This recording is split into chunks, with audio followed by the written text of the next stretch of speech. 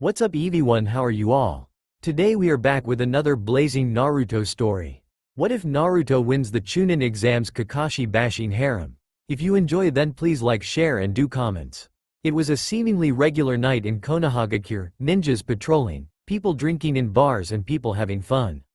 In the forest, a 6-year-old boy can be seen running from a crowd. In the crowd were shinobi and civilians alike. Goddammit, not again, thought our blonde protagonist as he ran from a crowd. Why can't you guys see that I'm not Kyuubi? Yelled Naruto as he panted slightly, in hopes to ease the crowd. Quiet, one shinobi spoke, gritting his teeth. Why can't you see all the people you've killed 6 years ago in that attack? Naruto may be a lot of things, but stupid was not one of them. He wasn't an idiot, even a blind person can see it. People calling him a demon, the glares, the segregation. The time he spent reading the books he stole from the library on his idol Yondaime Hokage and all the other books. He simply put 2 and 2 together and got his answer. He had the Jinchuriki of the Kyuubi no Kitsune. He didn't know what this entailed or if he could even communicate with it. Why him though? Why would his idol seal the Kyuubi inside him? He must have had a reason. The Yondaime wasn't the kind of man that would ask another family to sacrifice their child. So he came to a conclusion that he was the Yondaime's child. That he sealed the Kyuubi inside his own child. Crazy, right? Of course it was a far-fetched theory and sounded a bit crazy, but it made sense if his logic didn't fail him. Jinchuriki are usually somewhat connected to big village figures, like the Yondaime Hokage for example.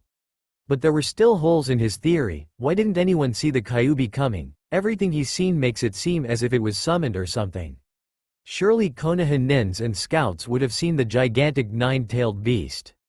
Whose roars can level mountains, and tails can cause tsunamis coming, so that begs the question, where did the Kyuubi come from? Was his mother attacked during childbirth? Did the Kyuubi get extracted from her during this?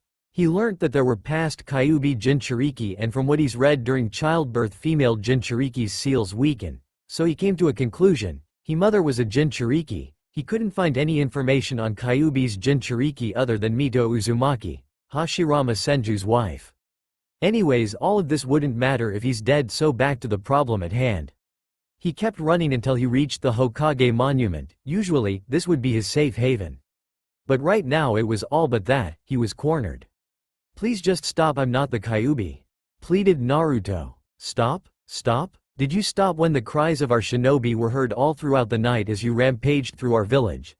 The fourth sacrificed himself to end you, and you still have the audacity to appear before us and mock us as a child. No worries though. Tonight we end what Yondaime started. Finished the shinobi as he started going through hand signs and shot a fireball at him.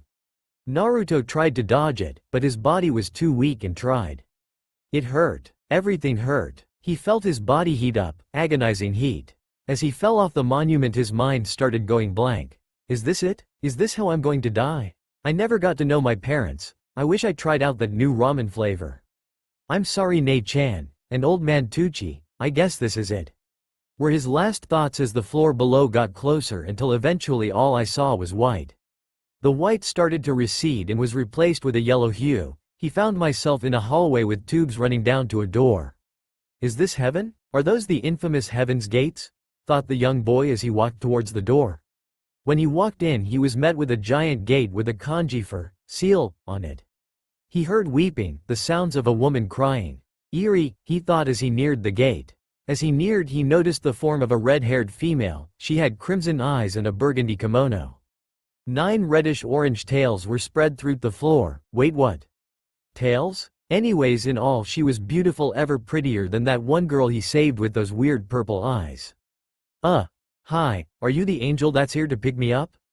I thought heaven would be more white, he said. Her eyes snapped open as tears ran down her face.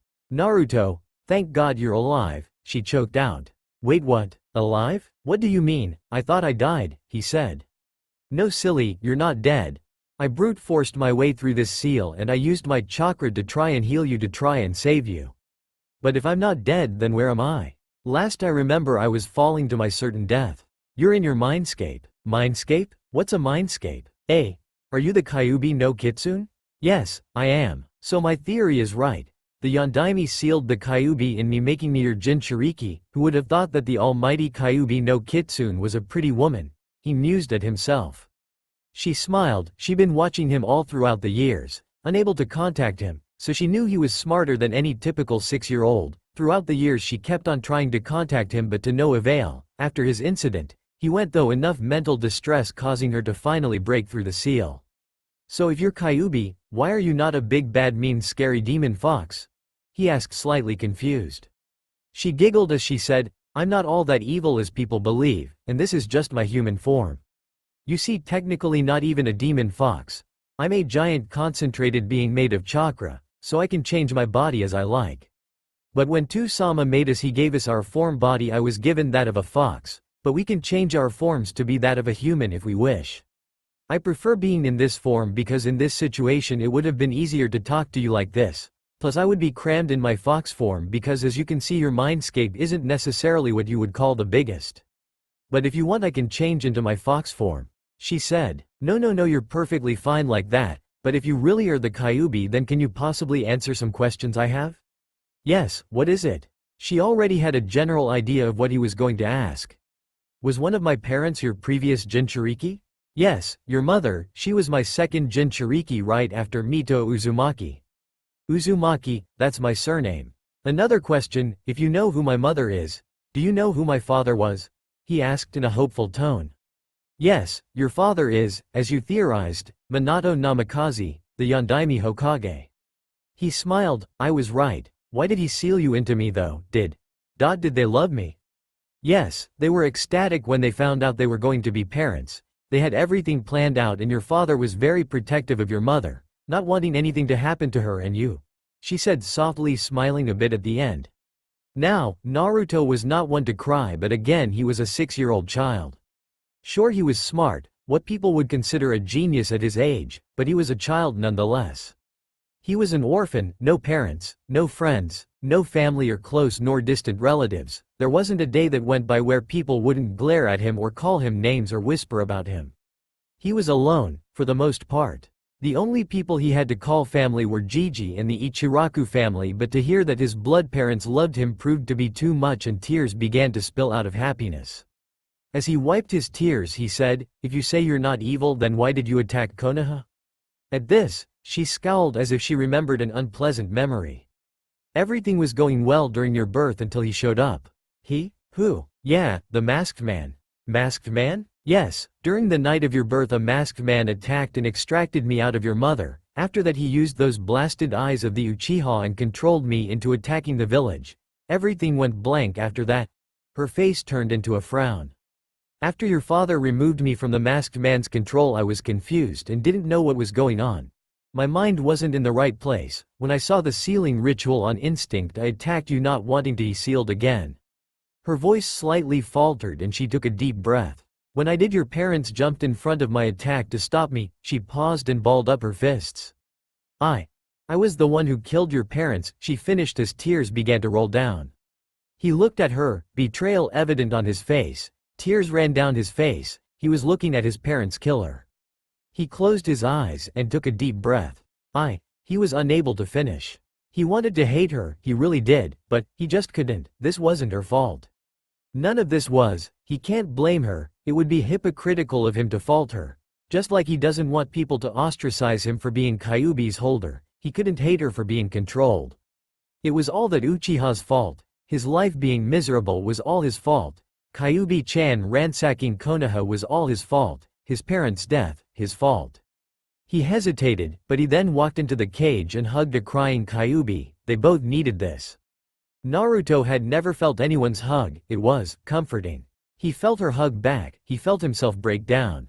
It was too many emotions for him to handle. He didn't know how to respond to them. The fact that there was someone who would even replicate a hug, it made him feel warm inside. I wonder if this is how it feels to have people that care about you. None of this is your fault. It's all the masked man's fault, he said to her, breaking the silence. She looked at him with wide eyes. Then he smiled. Don't worry, Kyuubi-sama. I promise I'll find this masked man, and make him pay, not just for killing my parents, but for controlling you against your will. I promise. I'm sure you will, Naruto-kun, she replied, smiling. They separated and she started speaking. Now to my next point. You being my Jinchuriki gives your massive reserves, advanced healing, And what is not known to much is, I also have the ability to awaken the Rinne Sharingan considering you are of the Uzumaki clan and a direct descendant to Tusama. Your father was a Namikaze who branched off from the Uchihas but were ostracized by then due to not being able to awaken the Sharingan and eventually went nearly extinct. Most didn't awaken their Sharingan, but you still have Uchiha blood in you, enough for me to work with. Even though it's a small portion of your blood, you still have part Uchiha, Senju, and Uzumaki blood in you. The Senju blood came from Hashirama Senju and Mito Uzumaki, who are your great-grandparents. You have blood from both of Tusama's children, making you eligible for the Rinne Sharingan. Wait, the Rikudo Sennin was your father? He remembers reading about him in a book. Yes, I was originally part of a mindless beast of destruction and chaos, the Jubi. But Tusama defeated it, then became its first Jinchuriki. Towards his death he knew the Jubi will eventually reform and rampage again, so he split it into 9-tailed beasts, in order to bring peace and keep a power balance. She finished. His eyes widened in realization. So essentially, while everyone saw you tailed beasts, as mindless demons of chaos, you're all in reality heroes in a sense. Without you guys this world as we know it would not exist and the Jubi would run rampant. She smiled slightly at how smart this child was. It was shocking that a 6-year-old would be this smart and knowledgeable. Tusama, this is the boy. I'm sure this is the boy that will bring upon peace to this world. Yes, while I wouldn't call myself a hero, it's not too far off. Now about the Rinne Sharingan, tell me Naruto-kun. What do you know of the Sharingan? From what I've read, the Sharingan is the powerful dojutsu Kekkei Genkei of the Uchiha clan. It can predict movement and copy techniques. Very well, now what do you know of the Rinnegan? Not much is known of it other than the Rikudo Sennin was the original wielder and it is said that it's the strongest out of the 3 dojutsu. Very good, now the Rinne Sharingan is a combination of the two, with the added abilities of the Eternal Mangekyo Sharingan, which is the next stage of the Mangekyo Sharingan. The abilities of the Mangekyo are powerful, but it comes with a severe drawback: it slowly leads to loss of sight. This issue is solved with the Eternal Mangekyo Sharingan, it stops your blindness. The Mangekyo Sharingan's abilities consist of the Susanoo, Tsukuyomi, Amaterasu, Kamui, Kotoamatsukami, and Izanagi. With the Susanoo you can create a humanoid avatar that works as a shield and is made out of your chakra and fights for you on your command. With the Tsukuyomi you can cast a powerful genjutsu, said to be the strongest and can only be dispelled by the Rinnegan. With Amaterasu you can create the strongest flames that burn through everything as long as you can focus on your target. With Kamui you can travel to the Kamui pocket dimension, you can move objects in and out of it at will, and it's said to be superior to the Yondaime's Hirishin since you don't need seals. Kotoamatsukami is a subtle but powerful genjutsu that allow you to modify and change people's memories and replace them with false ones. However, this ability can be used once every year, but as your eyes grow stronger you can shorten this to once a day or two. With Izanagi you can cast an illusion over reality, allowing you to decide what is and isn't while it's active, neglecting any injuries, even fatal ones, even after death. Although it has its limitations, it is mostly used as defense or avoiding lethal wounds. But I recommend not using the last one since it can cause tremendous strain to your eyes, leaving them unusable for a few days. The Rinne Sharingan also gives you the abilities of the Rinnegan. Information on the Rinnegan is scarce due to the rarity of users, but due to Tusama being the original wielder I know of its abilities. The Rinnegan has the abilities of the Byakugan minus the 359-degree vision. It gives you the ability to use all 5 elements. You can see chakra and its flow. It can also see the tenketsu of the 8 gates. You can also create black receivers that can transmit chakra. Then there are the 6 paths. The Diva path can control gravity and either pull things towards you to push things from you. The Asura path allows you to mechanize your body. With the human path you can extract souls and read their memories.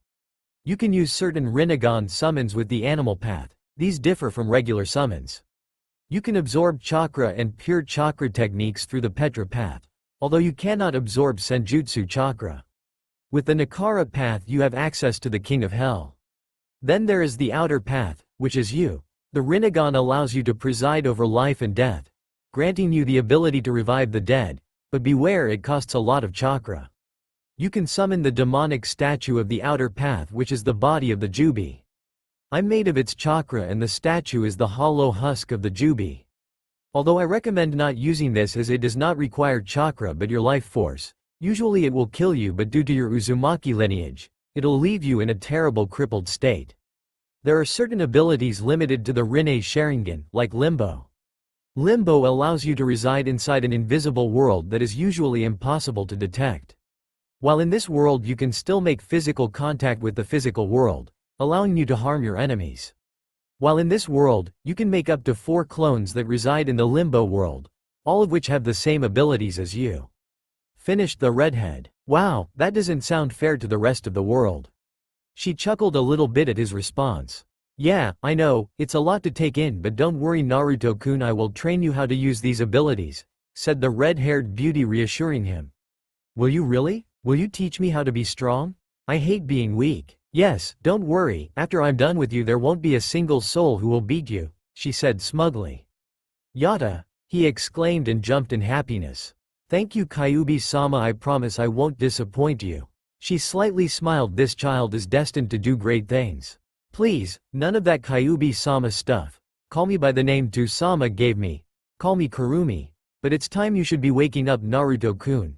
I'll be giving you tips on how to use your abilities while in your mindscape. Since you've already made initial contact with me, I'll be able to talk to you while you're not in your mindscape. So when you respond, talk in your head. I'll be able to hear. Now wake up Naruto-kun. I sense people near you. Okay, I'll see you later Kurumi-chan. As Naruto's consciousness started returning to him and he regained my senses, he began to hear talking. Sounded like Old Man Hokage and 3 other voices, 2 male 1 female.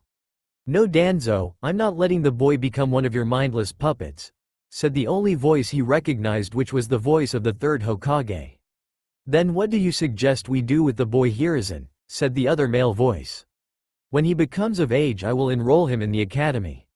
Why will you let the demon brat join the academy? Don't tell me you really plan on letting the brat become a shinobi, said the female voice. Let me remind you Koharu, he is not a demon, he simply holds the demon, replied Hiruzen. Naruto started shuffling. You're dismissed, he's waking up. When he heard footsteps, then the door opened then closed. He took this as a cue to start shuffling some more and his eyes fluttered open. Ow, even opening his eyes hurt. Gigi, is it true you're going to enroll me in the academy? Asked the blonde boy. Yes, once you reach age 10 I'll enroll you in the academy. I smiled slightly. I will be making my ascent to become a shinobi. Gigi, can I leave this place and have that new ramen flavor? The old man chuckled. Yes boy, but not right now, you need to rest. I estimate you'll be out in 2 months, but you should be able to eat in about a week. Time skipped to 8 days later. These past 8 days he's been spending his time in his mindscape. While his body rested, he changed the appearance of his mindscape to make it more hospitable for Kurumi-chan. It changed from a sewer to a plain with a few trees. Here and there basically just looked like a regular outdoor plain.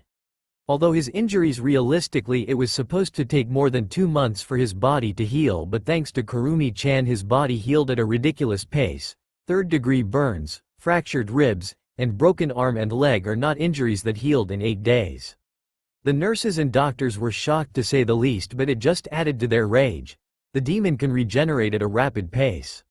He was free to go, so he headed to his apartment to let Kurumi-chan begin the process. After consulting Kurumi-chan with it and talking about it during these past 8 days, he decided against telling the Hokage about the whole Kyuubi situation and the Rinne Sharingan he was going to get. Not that he didn't trust him, but still. As he made his way to his apartment, a thought reached his mind. Hey, Kurumi-chan, is it going to hurt? Although he couldn't see it, he could have sworn she just smirked evilly. I hate to say it Naruto-kun, but yes, it will feel like your eyes are being stabbed. Repeating, after that it'll feel like someone casted an amaterasu on your eyes, but don't worry Naruto-kun. The pain will only last for an hour. While your eyes may feel sore for a few days after the process is over, it'll definitely be worth it. The red-haired female said. Now he was nervous. That definitely did not sound pleasant, but he did have to agree with her. The benefits definitely outweighed the bad. He laid down on his mattress in his apartment and entered his mindscape. Inside was Kurumi-chan. Her appearance was same as before except for a necklace she wore with the kanji for seal. I would recommend creating a table so I can strap you in. I know this will be painful and I can't have you flailing around. It will mess up the process. I reluctantly created one and laid on it as she strapped me on. I closed my eyes and I felt her soft hands over my eyes. It was quite pleasant.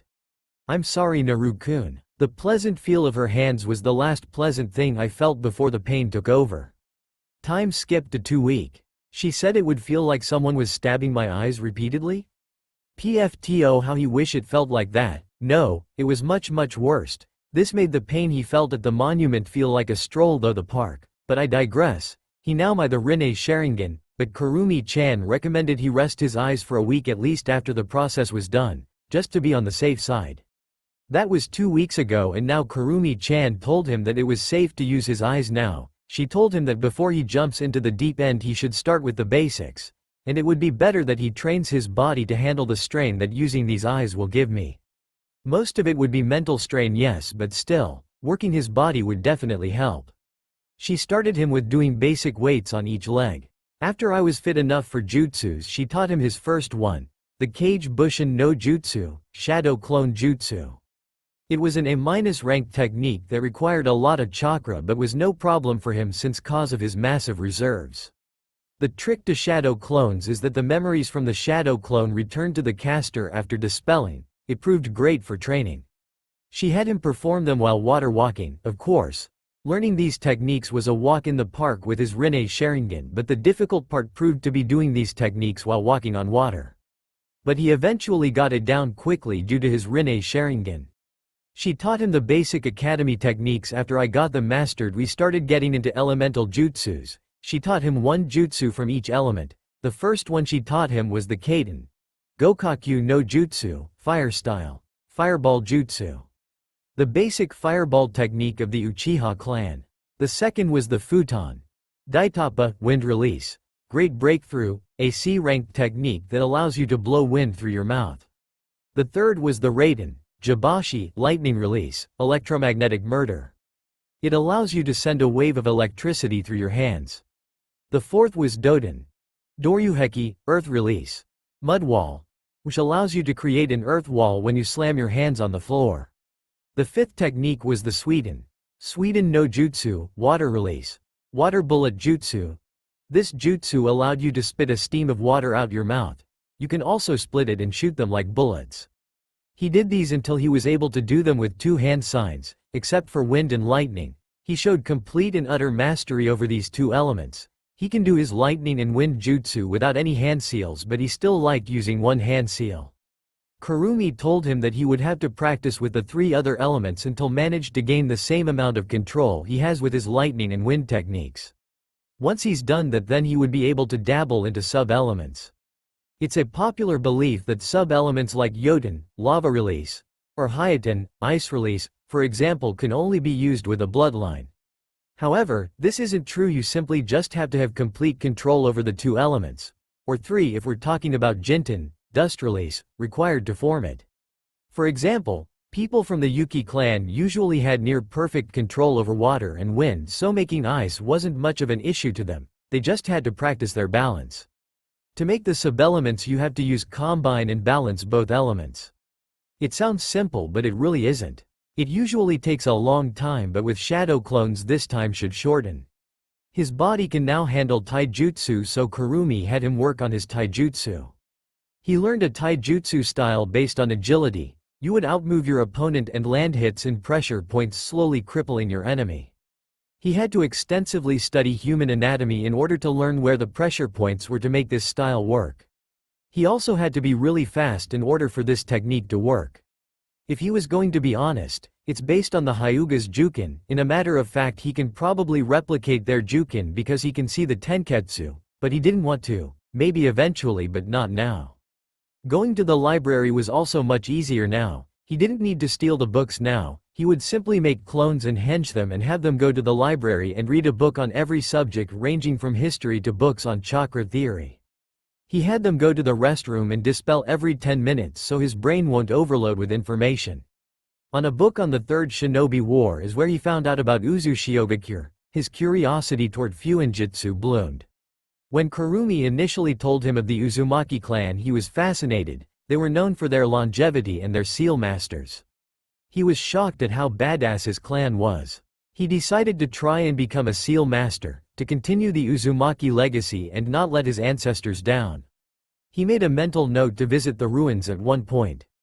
Because there was bound to be some scrolls or something, Iwa and Kumo must have searched through the ruins for stuff, but the Uzumaki were known for their seals. He's sure that there was some secret vault with really badass jutsu or seal locked behind really complex seals that only allowed someone with Uzumaki blood or something to open it. Well, at least he hoped there was. But damn, his clan must have been such badasses. He really wanted to bring his clan back to its former glory. That's a goal he'll work towards. It all sounded great and all, however, there is one problem. Konoha. He doubts the Konoha Council allow him to simply waltz out of the village and start a new one, and if he did, then he's sure they will try and control him in the village. He came to the conclusion that he would eventually need to leave the village in order to fulfill his ambitions. However, he will need his inheritance from his father. He already got his mother's, but he can't get his father's until he made Chunin or was 18, so he would have to stay until then. He thought back to the conversation. Flashback. 12-year-old Naruto was making his way to talk to the Hokage about his parents to see if he had any inheritance. He decided to say he read about the Uzumaki in a book cause he wasn't entire sire if he should tell him about Kurumi-chan. I opened the door to see him cursing paperwork. Then looked up and noticed me. Hello Naruto, my boy, what can I do for you? Hey Gigi, I have a question. What is it? Asked the elderly man. Hey Gigi, can you tell the shadows in the room to leave? I'd prefer it if this conversation was kept just between us. His eyes widened in shock but soon receded and lifted his hand to signal his Anbu that they could leave. How did you know they were here? I could sense their chakra. His eyes widened once again. A sensor? Those are rare, my Minato, Kushina. Your son is definitely something, he mused. Anyways, what was your question? Okay, so I read a book from the library about the Uzumaki clan. Was I from a clan? The elderly man's eyes hardened then sighed. I guess there's no way of hiding it now then. Yes, you are the last of the Uzumaki clan. They along with Uzushiogakure, which is where the majority of them lived, fell in a joint invasion by Kumo and Iwa, due to fear of the Uzumaki growing stronger. When Konoha arrived to support, it was too late. However, your mother was in Konoha time and was safe, but I'm sure there are Uzumakis scattered around the elemental nations. Gigi, who was my mother? Sorry Naruto, I'm not sure it's the right time to tell you. Come on Gigi, I'm 12, I'm not some idiot kid, I'm sure I can handle it, I said with enthusiasm. The older man could only chuckle. Alright, if you say so. Your mother was none other than Kushina Uzumaki. She was a phenomenal kunoichi. She was also known as Konoha's Red Death. I faked a shocked face since I already knew who she was. Did she love me? Asked the blonde boy. Yes my boy, she loved you more than anything else. You should have seen her reaction when she found out she was pregnant with you. He already heard this from Kurumi, but nonetheless, it made him happy and brought a smile to his face to hear it again. Did she leave me anything? I wasn't going to give you her inheritance until you made Chunin, but seeing as you are mature to handle it, I'll give it to you, said the older man as he pulled out a scroll and said. It will open with your blood, open it when you get home. Okay thanks Gigi, but what about my father? Asked the blonde boy. I'm sorry Naruto, that information I cannot disclose. You have to make Chunin or be 18 inches. I decided not to push it. I already got my mother's inheritance, so this trip was already a success. Okay thanks Gigi, Yane. Flashback end. It was now night and he was resting, so he entered my mindscape to spend some time with Kurumi. Hey, Kurumi-chan, what are your thoughts on my plan to revive Uzushio? Is definitely ambiguous, but I believe if anyone can bring Uzushio back to its former glory, it's you. You have my support. Thank you Kurumi-chan. Nay, do you really think there are others besides me? I'm not sure, but I'm pretty sure that there are clan members scattered around. The Uzumaki are too stubborn to die out after all. A small chuckle left my mouth. Right, I'm now on the last day of the academy, so it's been 8 years since I've started my training with Kurumi-chan, and I must say, I'm quite proud of my progress. I'm not one to toot my horn, but I would definitely stomp on all my academy classmates combined. I've mastered all 5 of the elements to the point where I no longer need hand seals and can call out my techniques in my mind without having to say them out loud. I've also managed to pick up some kenjutsu because there is nothing better than a well-rounded shinobi. Of course, I was still pretty sloppy and didn't know any stances. I was hoping to find someone that will maybe train me, I'll have to ask Hokage Gigi if he knows anyone. I've learned how to use the Petra path, Diva path, human path and animal path and human path. I had to practice on animals for the human path, but I didn't just want to needlessly kill animals, so I used this as an opportunity to practice the outer path. I just can't get myself to use the Asura path, it's way too creepy. With my Sharingan abilities I can use the Kamui, Tsukuyomi, Amaterasu with ease and no strain. The Kamui ability is quite neat, I find myself using it a lot. I haven't found a use for Koto Amatsukami and Izanagi yet. With my Susanoo I'm only up to the skin. I already have the rib cage and skin but no armor, so it still needs work. With the scrolls Ka-san left I've gotten a better hang with seals. I can now make gravity seals which help a great deal with my physical training. I've also learned how to make chakra blocking seals and chakra disrupting seals. The chakra blocking seals seal off your chakra and the chakra disrupting seal messed with your chakra flow, making it harder to perform techniques. I'm working towards not needing paper to use them. I've also created a seal that stores my chakra, so if at some point I run out of chakra I have a little boost and a backup. I've also learned how to make sealing tattoos that I put on my arm. I would just pump chakra and think of the item I wanted and it will pop it out as long as it's in the scroll. Funny enough, a big part of seals is not just making seals, but understand them. It's kind of hard to explain it, but a big part of it is understanding the seals and identifying what seal it is and trying to figure out how to do and undo it. It's quite fascinating. My current Fuinjutsu project I'm working on is a seal that allows me to seal any chakra-based jutsu fired at me and shoot them back out. Like say for example I face another Mangekyou Sharingan user and they fire an Amaterasu at me, I could seal it and shoot it back out at them. This would be useful if I'm trying to conserve chakra. However, I was currently stuck. I was able to suck it in the shoot it out, but instead of having it burst out and shoot towards them it would simply just plop down. Then I remembered back to when I received my mom's inheritance and scrolls, then a smile crept to my face. Flashback. As soon as I left Hokage Gigi's office I dashed home as fast as possible. When I arrived I opened the scroll and used a kunai to prick my finger and wiped my finger in the scroll. Soon a few items popped out. The first one I picked up was a scroll. From Kushina Uzumaki, your Ka-san. Hello Sochi, if you're reading this then it means that I'm not around to be with you. I just hope that you're not mad at me nor you too san, and if you are that you'll one day come to forgive us. We really wish we were around to see you grow up, but right now is not the time for such negative thoughts. I left you some scrolls for some Uzumaki sealing techniques if you ever one day hope to pick up Fuinjutsu. I also left you a special key that will lead you to a vault where my family's treasures are hidden. Make the Uzumaki proud. Inside there is also a scroll for the famed Uzumaki chakra chains which are capable of restraining a Buji. They can also be used. Key will need your blood for it actually work, and once it starts glowing pump chakra into it. I love you Sochi. Again I'm sorry I wasn't there during your childhood, I hope you turned out good. P.S. I hope you're on good terms with Kurumi, I'd trust her to train you as she did with me. Ya nay. Teardrop mark. You taught Ka-san? Yes, I remember when she was a little kid. She was smart but hot-headed at times. Your father was the only one that could calm her down. Most of the time, said the vixen as she gave a nostalgic chuckle. I looked at the other items and noticed the key she mentioned. It was pretty big, almost as big as half of my forearm, but it was surprisingly not heavy.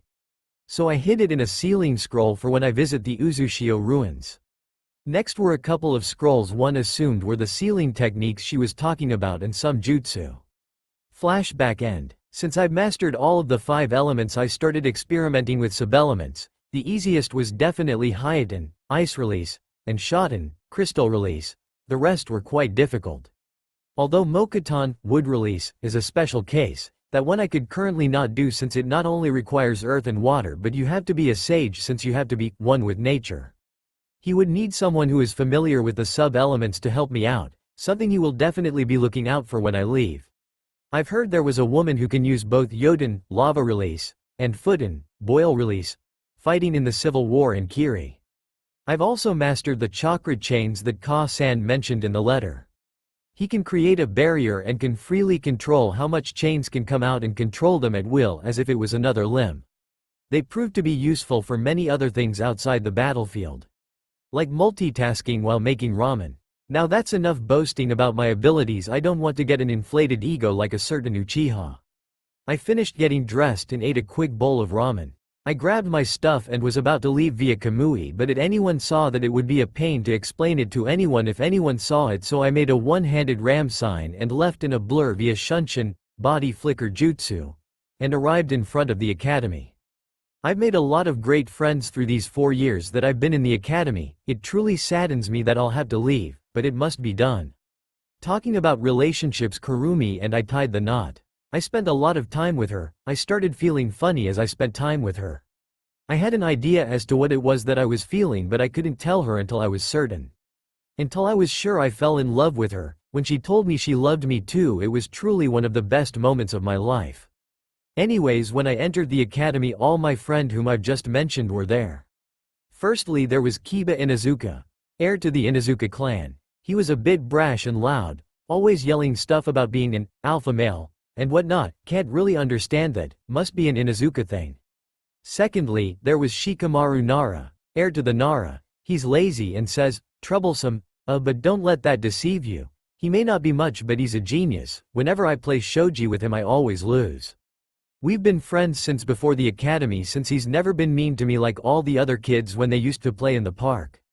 Thirdly, there is Choji Akamichi, heir to the Akamichi clan. He's big-boned. His clan jutsu uses calories and turns it into strength. He's a great guy with a big heart. There isn't a moment where you don't see him with chips. Fourth, there is Shino Abarame, heir to the Abarame clan. He isn't talkative, but he's still nice to him, thus a friend to him. Fifth, there is Ino Yamanaka, heiress to the Yamanaka clan. She isn't as bad as it seems. At first look she seemed bitchy, but she's nice to me and that's enough in my book. Now only if she could get over her fangirl attitude and focus on training more, then that'll be more points in his book. Then there is Hinata Hyuga, former heiress to the Hyuga clan. She's shy and soft-spoken and stutters a lot, especially when she's around me. If I'm going to be honest, it gets annoying after a while. She's a great friend though, she's always supportive of me. We've been friends for a long time, since I've saved her from a group of bullies a while back.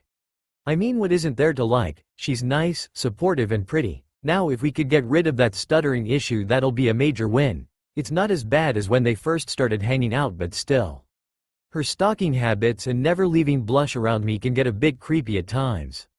Also, I could swear I've seen her give me lust-filled gazes at times. But hey, who am I to stop her? Then there is Teme and Banshee. Teme isn't all that bad. He's just arrogant and emo and lets his emotions get the better of him.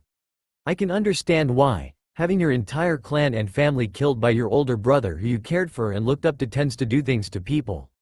He can probably be fixed. His skill is pretty high for an academy student compared to everyone else, so I can respect that. But still, it's nothing to call yourself an elite for. Although he would sometimes catch Sasuke looking at him, a bit weird, but whatever. Then there is the Banshee. She's beyond salvation. I tried to befriend her and she thought I was hitting on her. I honestly feel bad for Sasuke. Let me show you in a flashback. Flashback. It was the first day in the academy. I was excited because I could finally start my journey as a shinobi. Everything was going fine. I befriended a few clan heirs and even a civilian girl named Amy. I was going to befriend another civilian girl named Sakura Haruno. I recognized that last name from the civilian council. Maybe if I got to befriend her, her mother won't be a total, for a lack of better word, bitch to me. However, that was a mistake that made my ears suffer. Hi, my name is Naruto Uzumaki, nice to meet you, I said with my hand out, hoping to make another friend. Shut up Naruto baka, stop trying to flirt with me, my heart is only for Sasuke-kun, yelled a certain pink-haired Banshee. I winced at her tone. What the fuck is wrong with her?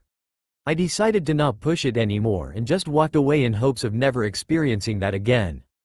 Flashback end. I slightly winced at the memory as I made my way up towards a seat next to a certain lavender-eyed girl while greeting my friends.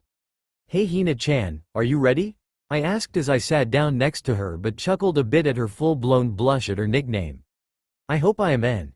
Naruto-kun, she said, saying his name barely over a whisper as her blush darkened. What was that Hina-chan? I didn't quite catch that last part, I said teasingly. She may be my friend, but you can't resist not teasing her.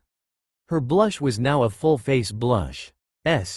Stop teasing me Naruto-kun. I'm just not used to this yet, she said, looking down slightly. I smiled. It's okay Hina-chan, I didn't mean to tease you. We can stop with the nicknames if it makes you uncomfortable. No don't, she said a little bit louder than she expected as her face started steaming in embarrassment as everyone turned at her to see what all the fuss was about, so she crossed her arms on the table and hid in them to hide her embarrassment. So of course, I took this as an opportunity to tease her some more. I'm starting to wonder if I'm a sadist. I brought my mouth near her ear and whispered suggestively. Hina-heim, I never knew you felt so strongly about that. I could have sworn that when she shuddered she moaned a bit, but Iruka came to her rescue. Alright brats, quiet down, yelled a certain scarred Chunin before continuing. Today we will see if these 4 years did anything towards your goal to become shinobi or kunoichi, or if you just wasted your time. We're starting off with a written exam, he finished as everyone except a certain blonde groaned. As they passed out tests I noticed one had a genjutsu over it. He knew it must have come from the Chunin named Mitsuki. His negative emotions sensor always went off when he was around him. He must be one of those fools who see him as the Kyuubi. So I simply make a discreet hand sign and dispelled it. Hey Kuru-chan, get a load of this, I said in my mind. A little while after I made contact with her she requested to share my senses. She'll see what I see, hear what I hear, taste what I taste, and feel what I feel. I of course allowed that since what did I have to lose, it probably gets boring in here. Are those really the questions that you need to become a shinobi? That's kind of depressing. Yeah, I don't see how anyone could possibly fail this. The blonde mused. So are you going to go through with your plan? Yeah, I'll just have to get a passing grade. I read somewhere that every year there is a squad that has the Rookie of the Year and Dead Last of the Year with the best and most promising Kunoichi of the Year in the same squad in hopes that the 2 top rookies will be a motivational factor for them to improve. So he decided to use this as an advantage to get the best squad for a better chance at passing the Chunin exams.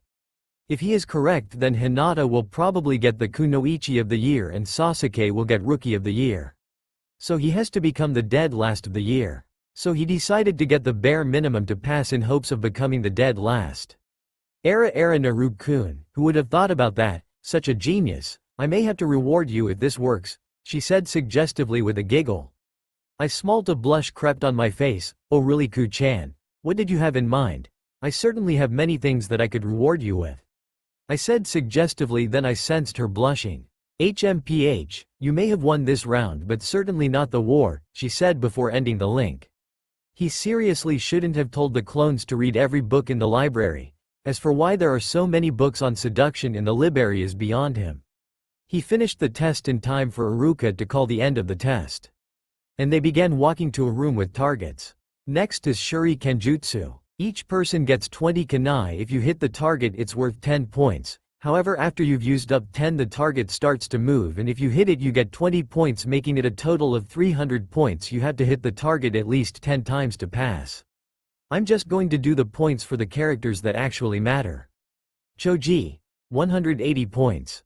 Shino, 200 points. Shikamaru, 150 points. Hinata, 220 points. Sakura, 180 points.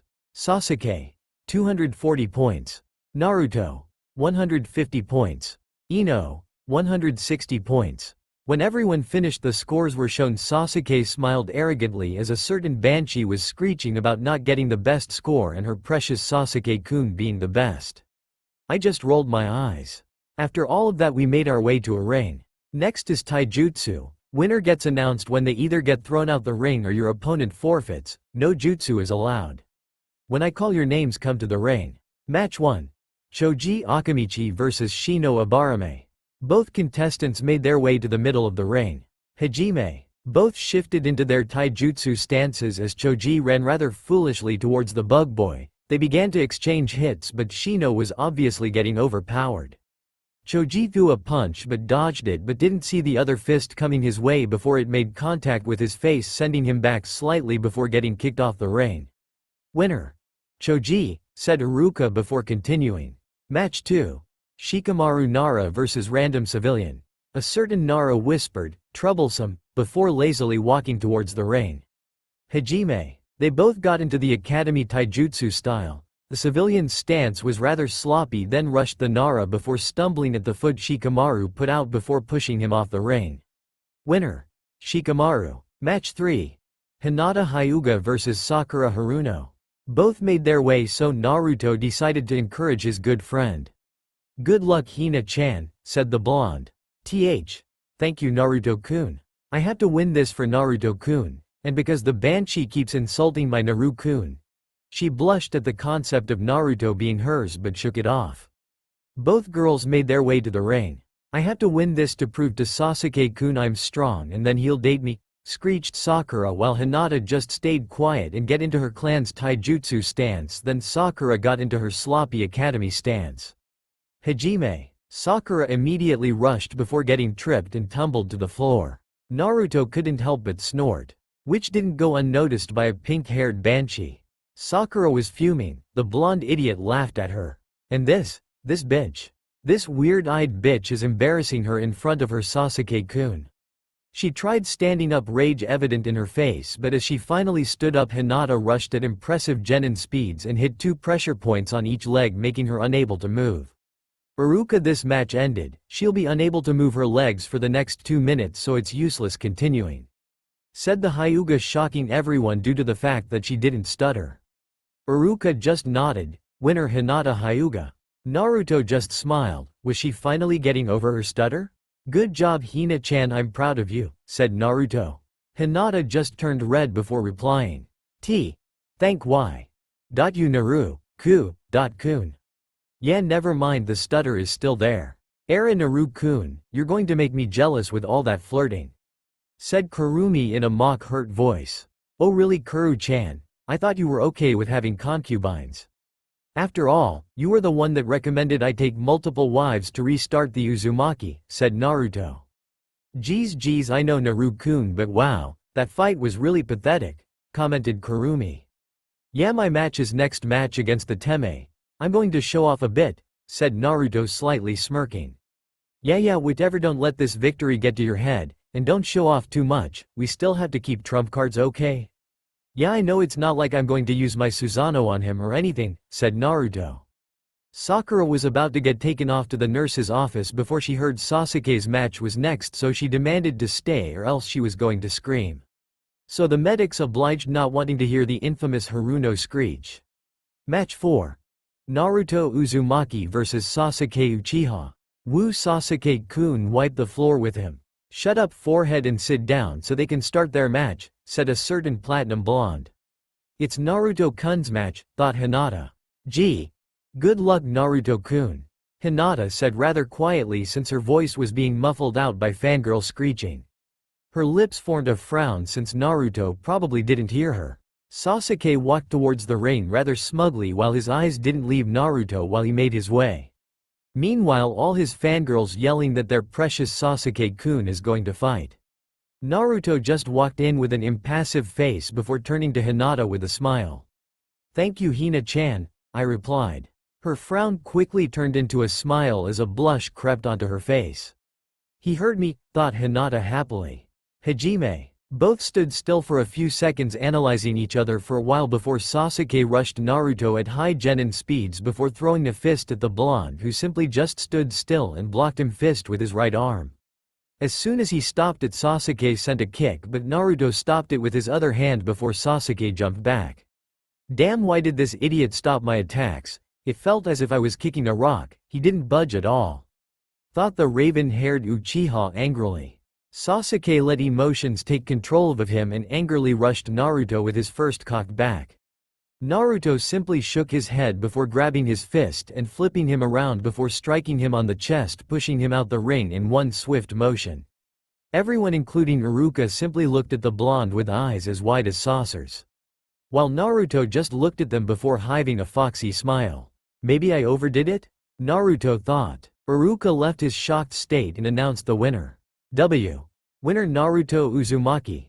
Sasuke was fuming. How did this clanless loser beat him? An elite? The Uchiha are the best of the best, so how did he let this doby beat him, he thought angrily. He turned to look at the blonde that had his back faced towards him. Why is it always him? What's so special about him? He ran through hand signs and called out his clan's signature jutsu. "Kaden. Gokaku no Jutsu. Fire style. Fireball jutsu," yelled out Sasuke. As if it was in slow motion, everyone could see the fireball make its way towards the blonde. Hinata's heart dropped as she was about to yell out something. At the same time, Iruka was about to stop it before the blonde did something Iruka thought he would never see. Naruto didn't even look back when he put up the single ram hand sign, and from out of thin air a water dragon formed and crashed into Sasuke's technique, creating a smokescreen. When the smoke cleared out, they noticed Naruto was no longer where he was standing but behind the Sasuke. My Sasuke-chan, I never thought you'll be the type to have his emotions take control of you like that," said Naruto in an amused tone. Sasuke's eyes widened at the honorific as he turned around expecting to be face to face with the blonde, only for him to be gone. He looked around before noticing he was beside Hinata smirking at him. How did he get there that fast? How did he do that? I let my emotions take control of me. Itachi never let his emotions take control of him. How can I even think about defeating Itachi if I can't even control my emotions? Thought Sasuke grimly. It was dead silent. You could even hear crickets in the background. Everyone had a single thought on their mind. What the fuck just happened? Everyone eventually left their shocked state. Naruto, where did you learn that? Asked Iruka. A magician never reveals their secrets, said the blonde cryptically, while everyone just sweat dropped at his answer. That was amazing, Naruto-kun, finally spoke up Hinata. Thank you, Hina-chan, I appreciate it, replied Naruto.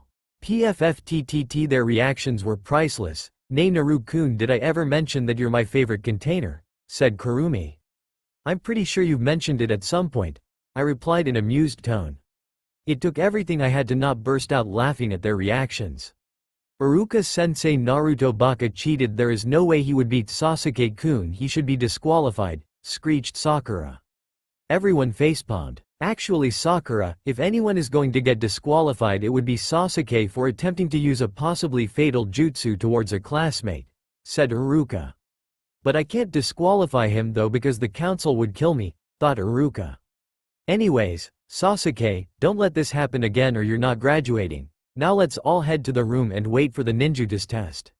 The way they still couldn't believe what happened and everyone looked at Naruto at awe. Until Ino was the first one to speak up. Naruto, where did you learn to do all that? It was kind of cool. Yeah, you definitely put the Teme in his place, said Kiba enthusiastically. Troublesome, mumbled a certain Nara. While Sasuke was in the back brooding but saw the blonde in a new light. I need to get him to teach me how to do that and how he's so fast, thought the Uchiha. When they arrived to homeroom, Iruka started speaking. Next is the ninjutsu segment. You will have to do the 3 ninjutsu we taught you. If you fail to do any you will fail. When I call you make you will go with me to room 101. Starting with, I just dozed off and entered my mindscape. Hey Kurumi-chan, hi Naruto-kun, I've been working on your seal and goddamn, my 2-san is a genius. It's okay Naruto-kun, although I do wish I can be out of this seal so I can claim your lips. Maybe when I visit the Uzumaki ruins I can find something that would help me, however the conversation was cut off. Naruto Uzumaki, said Iruka.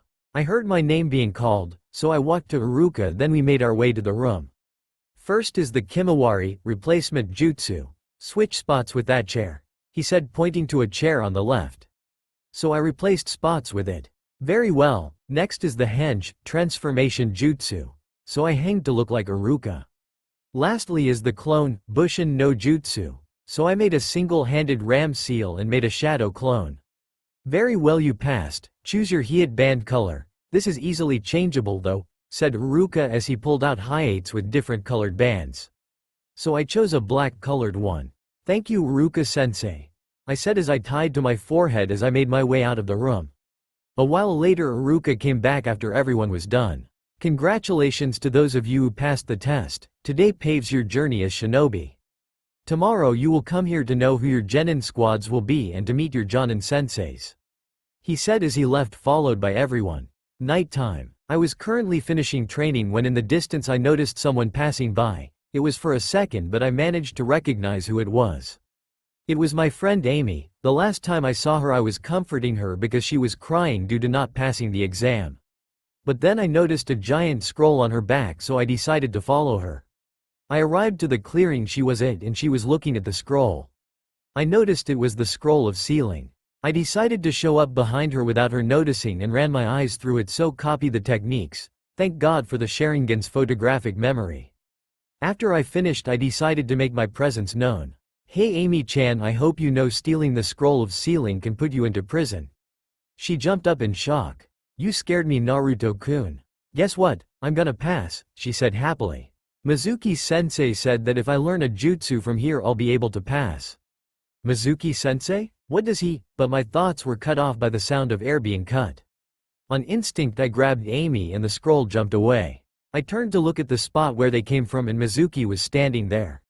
Oh, I see what's going on. Mizuki-sensei, I got the scroll, said Amy. Okay, good, now give it to me, said Mizuki. No Amy, don't, I said as I put out my arm to stop her. Why? Said Amy before being cut off by Mizuki.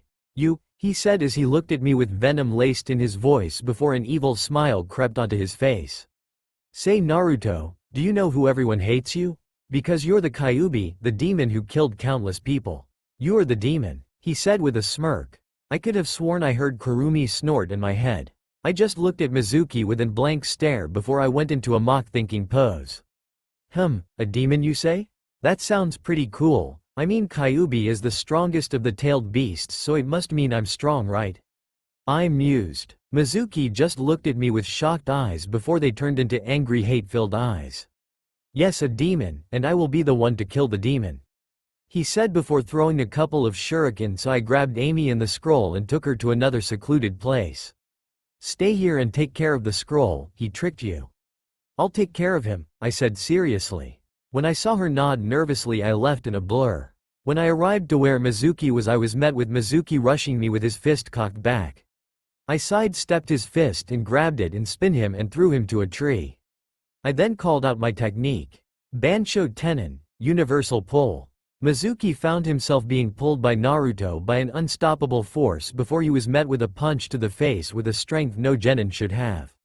He flew to another tree and was knocked out cold. He heard Iruka coming, and when he arrived I told him what happened and where Amy was. We then tied up Mizuki and took him with us. We went to where Amy was and explained what happened. Iruka told me we would go to the Hokage to make sure Amy wouldn't be punished and explain the situation since I was the one with Amy. When I arrived at the Hokage Tower House via Shunshin, I walked in and kicked the door open to the shock of Amy and Iruka. Hello Gigi, so basically I was training in the forest when I saw Amy running with a giant scroll. I decided to follow her to see what happened, but when I arrived I noticed that it was the scroll of sealing. She then told me that Mizuki told her that if she got the scroll she'll be able to pass the academy test she failed. Mizuki then came and attacked us, proving that he tricked her, so I confronted him and stopped him. Then Iruka came. And now we're here. The Hokage was shocked that Naruto managed to take out a Chunin fresh out of the academy. Very well done my boy, for doing such a great job. This will go on your record as a B-ranked mission, you're free to go. I nodded and left via Shunshin. When I got home I laid down and entered my mindscape as my body rested. Tomorrow would be a new day, I'll meet my Jonin sensei and my Genin squad. Naruto awoke to the blazing sun in his face, screaming, "Wake up. So today you'll see if your plan worked," said Kurumi in his head.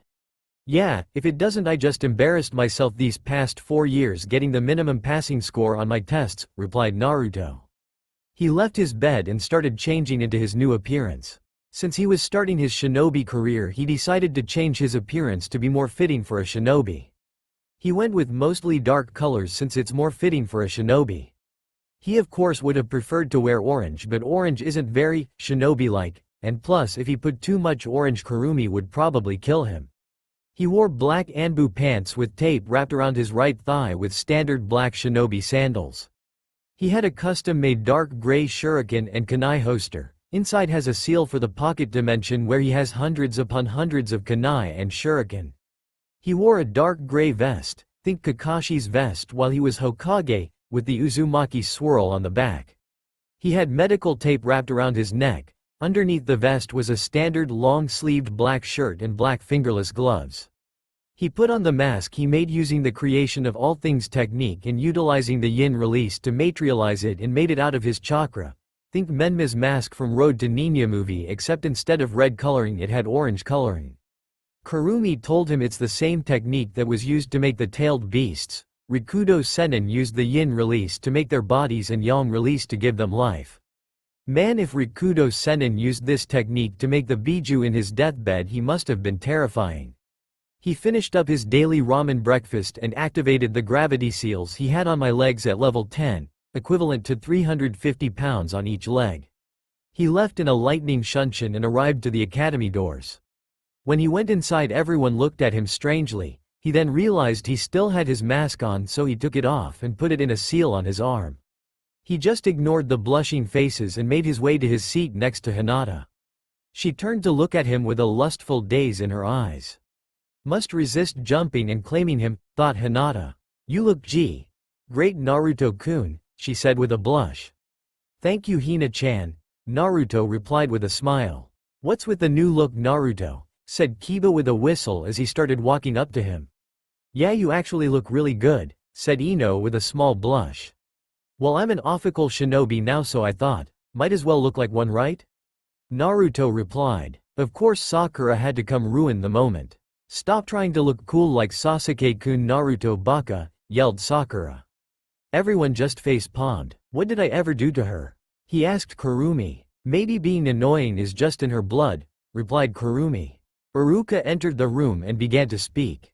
Alright everyone, quiet down and head to your seats. I'm about to announce your Genin squads and your Jonin sensei, said Iruka before being cut off by Kiba.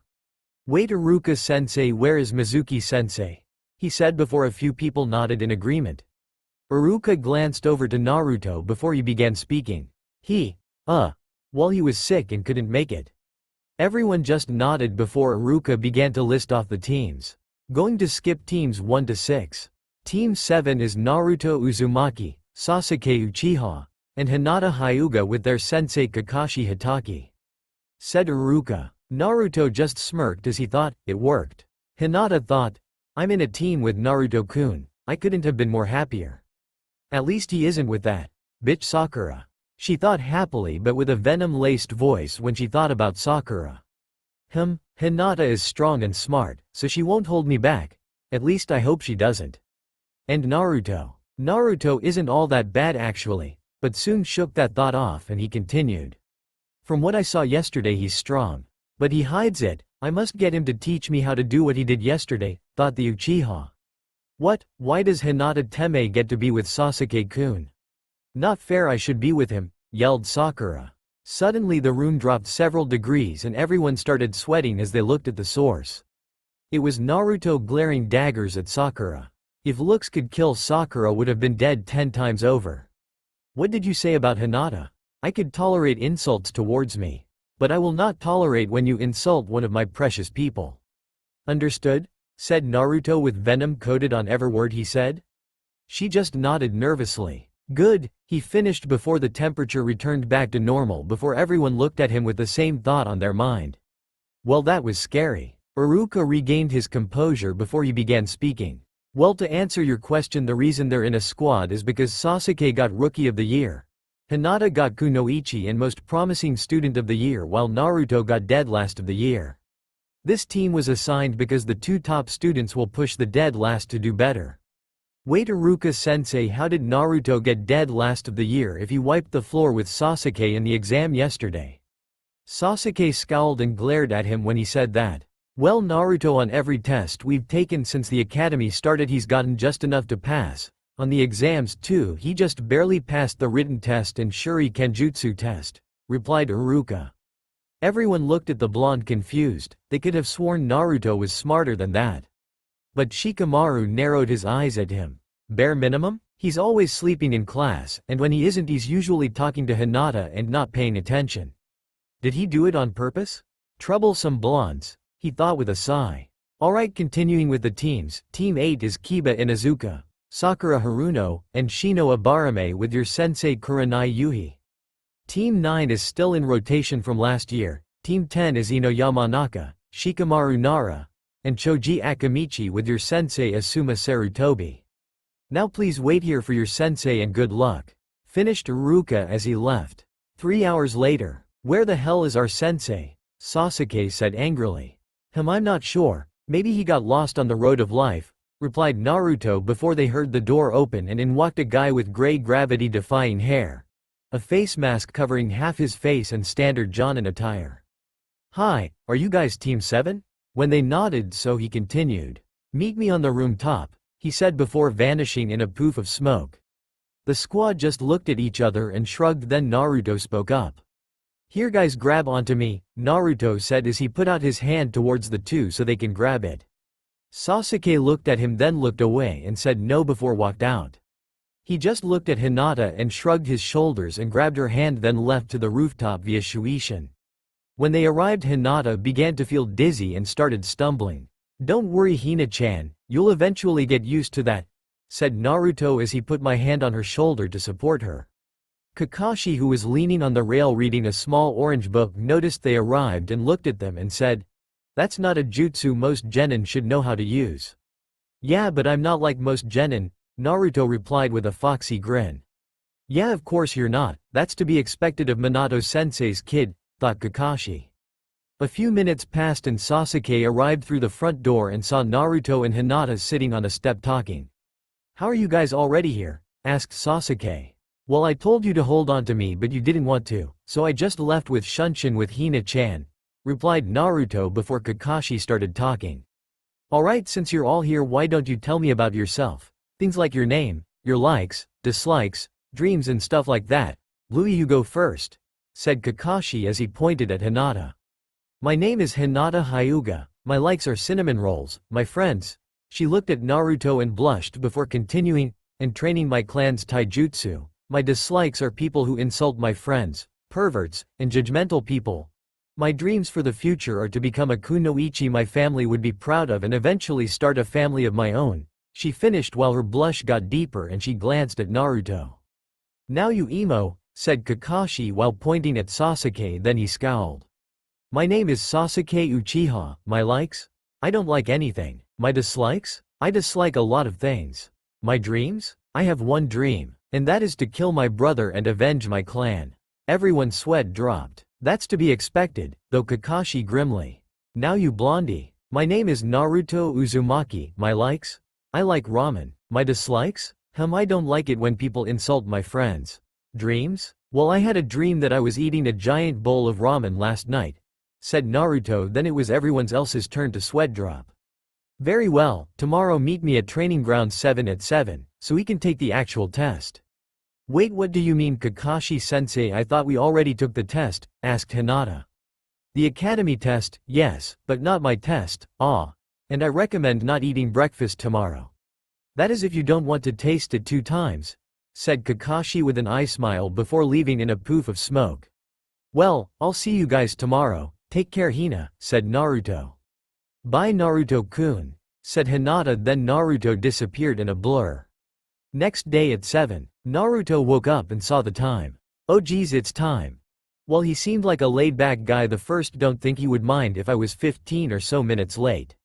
I thought as I started changing. When I finished my ramen I left via Shunshin. When I got there I saw Hinata leaning on a tree and Sasuke glaring at a grasshopper. "Hi Hina-chan, Teme," said the blonde. "You're late Dobi," said Sasuke when he looked up from the grasshopper. "I had to eat something, I wasn't about to come on an empty stomach," said Naruto. Kakashi-sensei said not to eat. "No," he said, "I recommend you don't eat." He never said it was an order, and if I do end up tasting it twice, then oh well, said Naruto as he sat next to Hinata before he continued speaking. "Talking about Kakashi-sensei, where is he?" "I don't know," he said before starting to brood. "Hi Naruto-kun. What do you think the test is about?" spoke up Hinata. "No idea, I'm as clueless as everyone here," replied Naruto. The two continued to speak while Sasuke glared at Hinata and Naruto at times. 3 hours later Kakashi arrived in a poof of smoke and saw Hinata and Naruto asleep on the tree bark and Sasuke was brooding. "You're late," said Sasuke while gritting his teeth in anger. Naruto started to wake up and Hinata followed. "I'm sorry, an old lady was crossing the street so I helped her and escorted her home just to be sure," replied Kakashi with an eye smile. They sweat dropped at his response. "Anyways Kakashi-sensei, what is this test about?" asked Naruto. "See these 2 bells?" he said while signaling to the part of his pants that had 2 bells attached to it. You have to get them before the timer goes off. You have 2 hours, he said as he pulled out a timer seemingly out of thin air as he set it on a stump. The test starts when I say go. Go. The 3 genin jumped away. Hinata followed Naruto and Sasuke jumped to another spot. Hey Naruto-kun, what should we do? First let's look for Sasuke and regroup so we can come up with a plan, replied Naruto. Okay. They both jumped away to look for Sasuke and eventually they found him.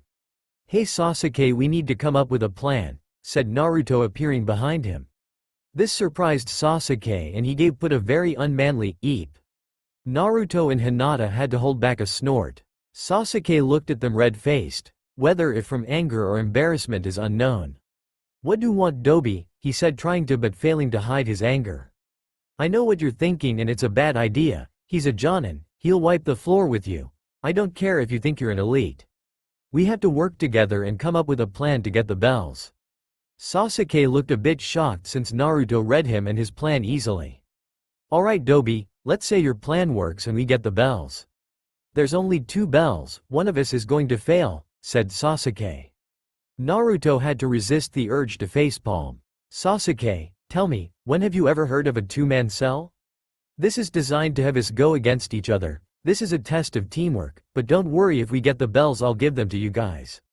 Sasuke and Hinata nodded, trusting him since he had a point. Okay, so here's the plan, began the blonde.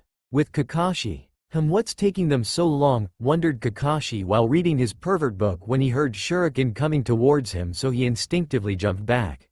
You're going to have to do more than that if you plan to take these bells, Naruto, said Kakashi as Naruto jumped off the tree he was on. I know Kakashi. Iruka told me to not underestimate Naruto, that he's smarter than he lets on, he thought, thinking back to when teams were assigned. Flashback. Kakashi and all the Jonins were getting the information on his team when Iruka said something interesting. Lord Hokage, I noticed something interesting when reviewing the tests through the academy and the final exam. He got the bare minimum passing score for the Shuri Kenjutsu and written exam. But in the Taijutsu test he beat Sasuke Uchiha with ease. I believe Naruto is hiding his abilities. He made a water dragon out without any water source nearby when Sasuke launched a fireball at him. The only other person who's been able to do that is the Naidame Hokage. Not only that, but he only used 1 seal to cast it. Everyone in the room looked shocked. Alright, thanks for that information Iruka. Kakashi, I want you to test the boy and see if what he said is correct.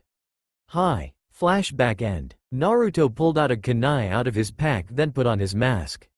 What's the mask for? Asked Kakashi. Not really sure, just for aesthetics honesty, but I might add some seals, replied Naruto. Kakashi's eyes widened for a second. He knows Fuinjutsu, but his thoughts were cut off when Naruto rushed him at shocking speeds with a kunai in hand. This alerted Kakashi and he put away his book and pulled out his kunai to block it. When the kunais crashed, Kakashi was surprised at his strength. He jumped back and thought, Iruka is right, I can't underestimate him, I was hoping I wouldn't have to use this. Kakashi pulled up his headband revealing his Sharingan. Naruto smirked, so you're finally getting serious Sharingan no Kakashi. Meanwhile Sasuke in a tree nearby saw this and nearly fall off. What? How does he might have clans Kekkei Genkai? Thought angrily. Naruto made a single-handed ram sign. Sweden. Suiryuden no Jutsu, water release. Water dragon jutsu, thought the blonde.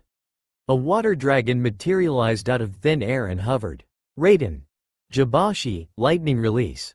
Electromagnetic murder, thought Naruto as he sent a surge of lightning towards the water. The water started glowing blue and electricity was surging through the dragon. Kakashi's eyes widened at the combination. Holy crap, what the hell is that? I definitely can't get hit by that, he thought as the dragon shot at him quickly. Kakashi made a big jump back to avoid the small AoE damage it does. When he heard a volley of shuriken and kunai coming at him from 3 directions, forcing him to go the other way. A trap. Damn it, he thought as he heard a voice as his eyes widened in realization. Gentle fist art. 8 trigrams 34 palms. Shit, I totally forgot about the other ones, he cursed in his mind, but it was too late. 2 palms. 4 palms. 8 palms. 16 palms. 32 palms. Kakashi fell down due to having his tenketsu closed off. Naruto jumped to where they were and took the bells. How did you do it? He said, still finding it quite hard to believe he got bested by genins. Naruto spoke it. It was a quite simple strategy if I'm going to be honest. Basically after we left we regrouped and planned a strategy to take you on, since it's unrealistic for a genin to take on a jonin one-on-one and get the bells, so I assumed we would have worked together. So the plan was that while you were busy with me, Sasuke set traps all throughout the area and we would push towards Hinata's direction until you were in her range so she can close off your tenketsu. And once she did that we'll take the bells.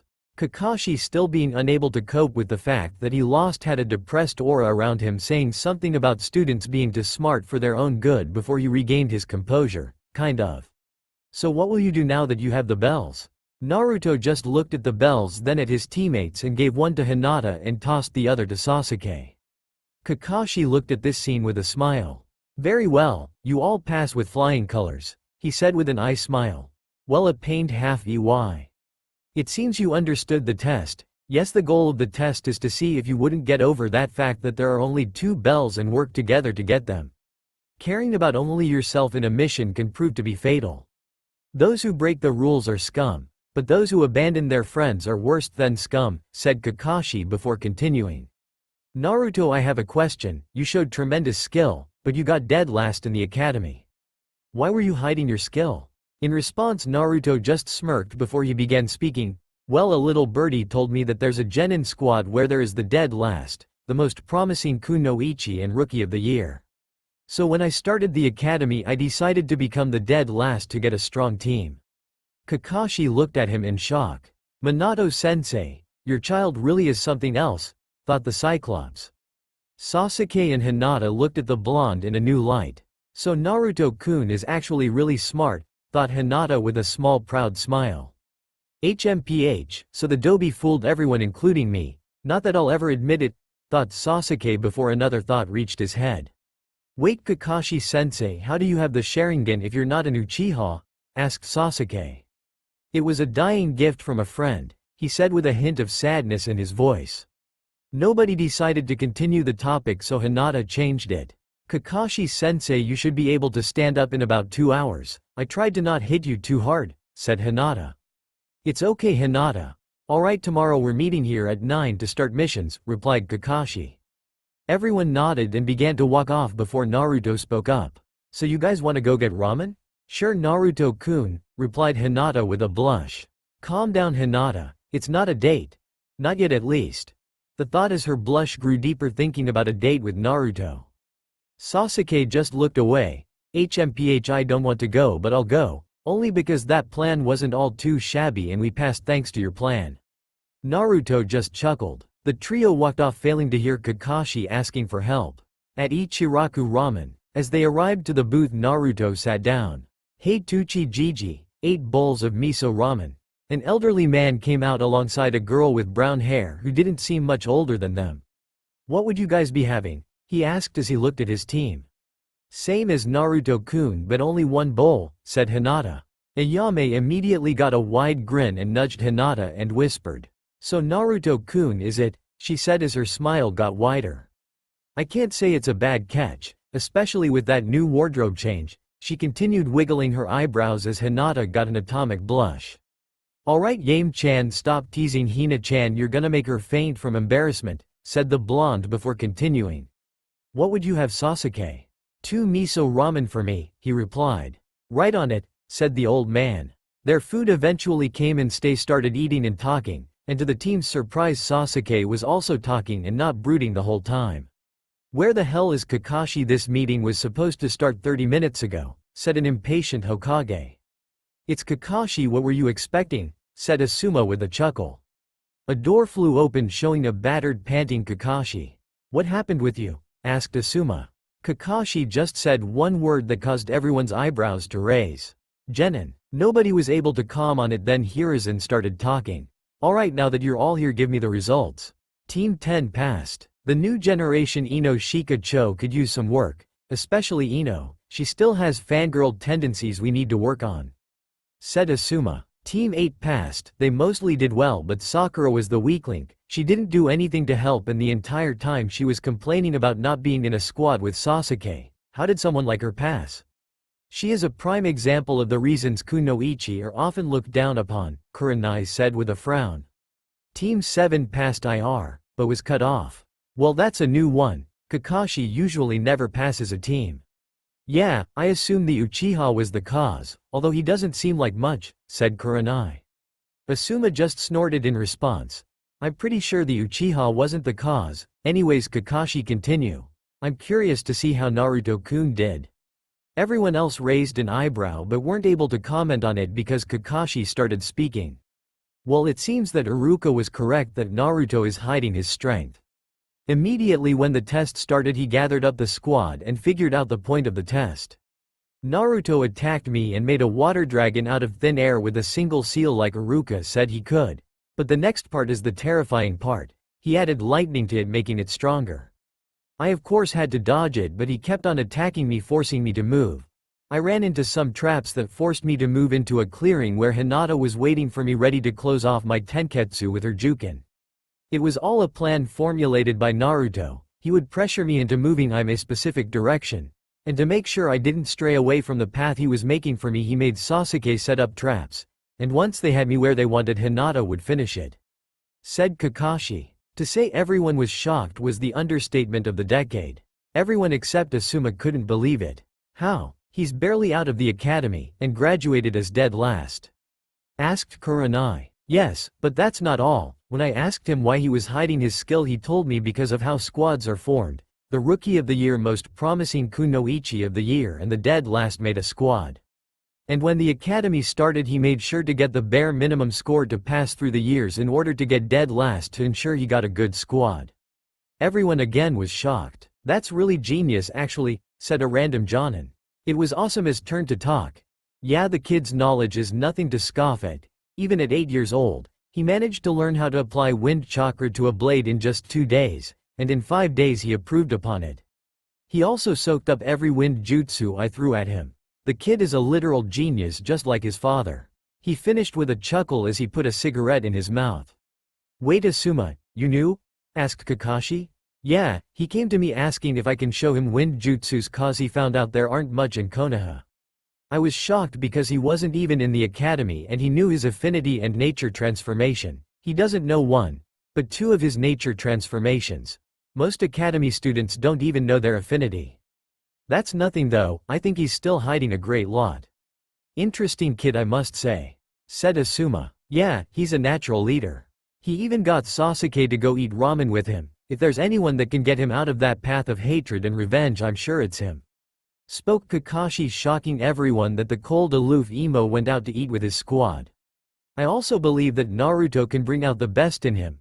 Sasuke would see him as a rival and it would push him to get better, said Kakashi as everyone nodded, understanding what he was getting at. Alright, if that's it, this meeting ended. Kakashi, stay, I need to talk to you. Said the Hokage. Everyone left and eventually Hiruzen started speaking. Kakashi, I need you to keep a close eye on Naruto. Tell me, what level do you think he's at? I think he's low to mid Jonin, being able to formulate a plan on the spot and holding his own against me. And we still haven't seen everything. I could tell he was holding back a great lot. Replied Kakashi. Okay, thanks Kakashi, try to figure out how strong he truly is. Hi Hokage-sama, replied Kakashi. Alright, you're dismissed, said Hiruzen. Hiruzen sighed while he looked up and thought. What monster have you created, Kushina, Minato? He thought with a chuckle. 3 weeks later, in a bright sunny day in Konoha, within the shadows a pair of piercing blue eyes could be seen in the dark, moving from shadow to shadow. Foxy at point A, Avenger at point B, Stutter at point C, N. Naruto-kun, why did you give me this name? I don't stutter that much anymore. Sorry Hina, it was either that or red face. Alright guys, pay have a lock on our target at point B. Avenger, engage in 3, 2, 1. Shrieks and crashes can be heard, and out an alleyway Sasuke walked out with scratch marks on his face, grumbling something about cats from hell. I really hate this cat, we've caught it for the 15th time already. I would know cause I've been counting.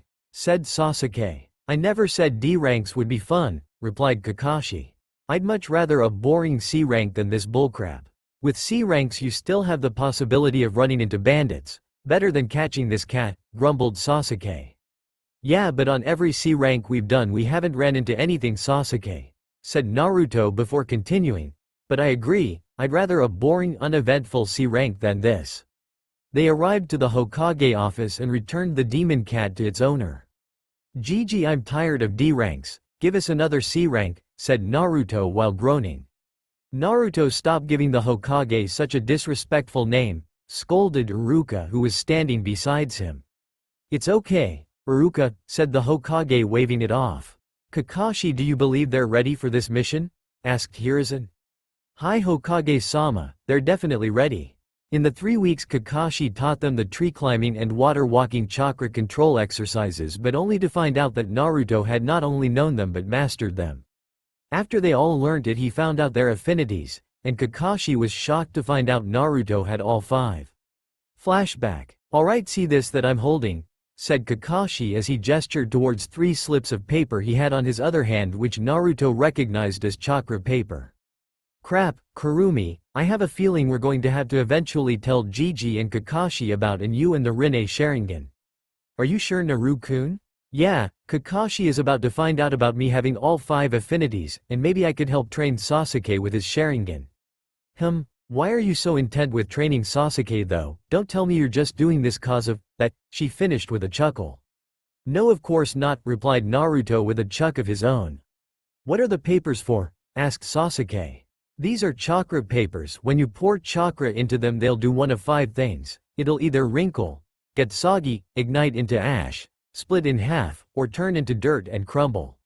If it wrinkles you have a Raiden, lightning release, affinity. If it gets soggy you have a Suiden, water release, affinity. If it splits into half you have a Futon, wind release, affinity. If it ignites and turns into ash you have a Kaiden, fire release, affinity, and if it turns into dirt and crumbles you have a Doden, earth release, affinity. He handed them out. Sasuke, you go first, said Kakashi. His paper wrinkled and ignited and turned ash. Very well, I have lightning affinity too, and I know some fire techniques, and I'm sure your clan vaults have some jutsu too, said Kakashi. Naruto's eyebrow quirked up this, but no one noticed. You next, Hinata. Her paper split in half and got soggy. Very well, since Naruto has a water affinity then he could also help you with your training, she blushed imagining some training. Now your turn, Naruto. His paper formed in X-shaped lines from the corners and split into 4 pieces. One piece ignited and turned into ash. The ash started to dissolve into nothing. The second piece got soggy and continued getting soggy until it eventually dissolved. The third piece turned into dirt and began crumbling into nothingness. The fourth piece wrinkled inwards until it was a tiny ball. Then the tiny ball kept on getting smaller until it blinked out of existence. Kakashi and the rest just started gaping and started at where the paper used to be with eyes as wide as saucers before Kakashi spoke up. What the fuck? Flashback end. He shook his head to dispel the flashback when he started to hear the Hokage speak. Well, your team is in luck. A new mission to escort a builder to the wave just arrived. The Hokage signaled for an Anbu to appear and in a blur it appeared. Bring him in, said the Hokage. The door swung open and an old-looking man with a funny-looking hat walked in. So these are the ones who are protecting me. I asked for some ninja, not some brats. The older one and the blonde one are the only ones who look reliable, said the old man before Kakashi replied. Sasuke scowled at this. Don't worry, my students are capable of handling a couple of bandits if there happens to be any, said Kakashi. HMPH, well, my name is Tazuna the Super Bridge Builder. Hope you guys do a good job at protecting me. Kakashi turned to his team. Alright guys, gather your things and prepare for a 2-week and long mission. Sasuke and Hinata nodded and left with the Tazuna. Kakashi-sensei. Gigi, I need to talk with you guys, in private without any Anbu. Hiruzen just nodded and signaled for the Anbu to leave. Alright, so I'm going to be forward with this. I know about the Kyuubi, said Naruto. Kakashi and the Hokage were about to say something when Naruto interrupted them. And no, she isn't influencing me. She also told me who my parents are. Their eyes widened, then Kakashi spoke up. Wait, the Kyuubi is female? Was of course the first thing Kakashi asked. Yeah, said Naruto. And a pretty hot one at that, he followed up underneath his breath. They both sweat dropped. Anyways, that's besides the point. Who did she say your parents were? asked Hiruzen said in a serious tone as he narrowed his eyes. Minato Namikaze, also known as the Yondaime Hokage and Kushina Uzumaki. The Hokage just sighed and closed his eyes. I guess there is no point in hiding it anymore. Yes, your parents are Minato Namikaze and Kushina Uzumaki, but you're a smart boy Naruto. You must know why we kept it a secret. Naruto sighed. Yeah, I've read about them. They were both feared shinobi and had many enemies. If word got out that they had offspring, then there would have been countless assassination attempts. More than there already was, he said, making both older men wince slightly before Naruto continued talking. Gigi, can I have my father's inheritance?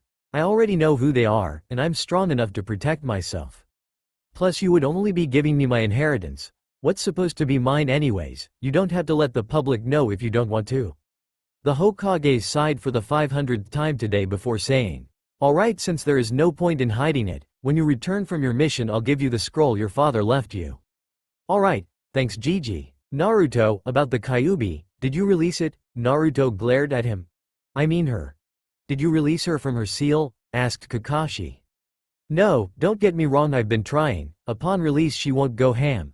I can control her chakra but only a small portion because most of it is still locked, so I can't use full Biju cloak. I need a key. Do you happen to know who has the key? Asked Naruto. Yes, Jiraiya has it. Are you sure you can control her chakra? Replied Hiruzen. Yes, I'm sure I can do it with her help, but Jiraiya? One of the Sennin? I take it he's not in the village, right?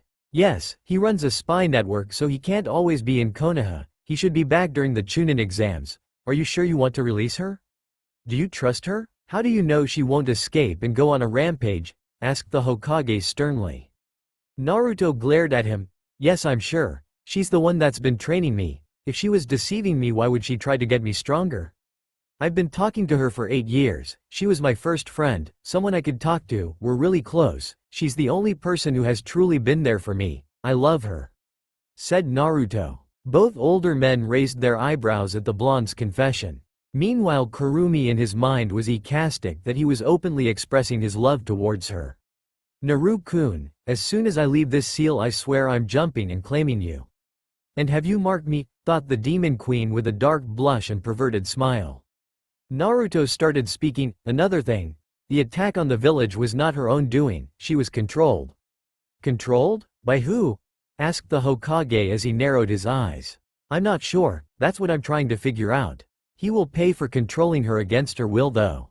Said the blonde coldly. I see, I'll have Jiraiya look into it and see if she knows anything about it. Is there anything else we need to know? Asked Hiruzen. Nope, that was all. Alright, thanks for trusting us with this information Naruto, said the Hokage. No problem Gigi. Naruto, I have another question. How do you know Fuinjutsu? Asked Kakashi, unaware that he had his mother's inheritance. A while ago I came to Hokage Gigi and asked for my Ka-san's inheritance. I got it and she left me some scrolls on Fuinjutsu and the Uzumaki chakra chains, replied Naruto. Kakashi just have an understanding nod, slightly curious as to if he knew how to use the chakra chains, but decided to leave it at that. Alright, well Kakashi-sensei, Gigi, see ya, I have to leave and pack, said the blonde as he was gonna walk out the door before he stopped. Oh yeah, I almost forgot, he said as he formed a one-handed ram seal. Fuinjutsu. Release, and he walked and picked up the seal and put it in his holster. Already see ya, said the blonde waving on his way out. The two men just looked at each other and sighed. When Naruto left the office he left to his apartment in a swirl of flames to his house. He got home and began to pack things in his storage seal tattoo. Then he heard Kurumi talking to him. So you didn't tell them about your Rinne Sharingan? No, there is no point in telling them if I could avoid it. Having them know about you training me is enough to keep them off my back without having them question how I'm getting all this power. I was originally going to tell Kakashi so he can help me with training, but I realized no one but you can help me with Rinnegan training, and Kakashi isn't the best option to ask for help with my Sharingan training. Plus I'm sure I can keep my eyes hidden for longer. I can still use most of my abilities without activating my eyes, and even if I need to use an ability that requires my eyes I have that mask to keep my eyes hidden. Yeah, that makes sense, and if they found out there is no way they'll let you leave Konoha. The council will send countless Anbu to retrieve you, and say they do somehow capture you. Which is very unlikely. They'll make you into a breeding stock. HMPH, as if I'll let that happen though. Naruto chuckled at that ending part before Kurumi spoke up again. Naru-kun. You're going to be near Uzushio in this trip. Do you plan on visiting the ruins and look for the vault your mother spoke about? I really want to, but I doubt Kakashi would leave me out of his sight, and leaving a clone wouldn't be the brightest idea. Another thing, Naru-kun, near the wave there is a temple that was made for me long ago. It holds the fox summoning contract. It hasn't been signed and I would love it if you were the first to sign it. I'm sure my foxies would love you too. Inside the temple are also many other scrolls and jutsus that my foxies have snatched since around the Warring States era. Try to visit it to sign the contract and possibly look for scrolls to help with your subelements and expand your jutsu arsenal. Alright, I'll try and visit it. If it's close enough I'll make discreetly clones and send them to find the location, said Naruto. Sounds good, but don't tell Kakashi or let him find out. He'll probably have to tell the Hokage and the council might try and raid it to get what's inside. They can't get in without my permission, but still, just to be in the safe side. Also, you should get going, you were already supposed to be at the gates, she finished with a snicker. Oh crap, you're right. Naruto grabbed some bowls on instant ramen and put them in his seal before leaving in a blur. At the Konoha's gates 3 figures can be seen, 2 male and 1 female. Where the hell is Naruto? Asked an irritated Sasuke. The Tazuna was getting annoying and smelt like beer and Hinata didn't really talk to him, and it was awkward. But in a poof of smoke Kakashi appeared. Already guys, you ready? Asked Kakashi before he looked around and noticed a distinct mop of blonde hair was missing.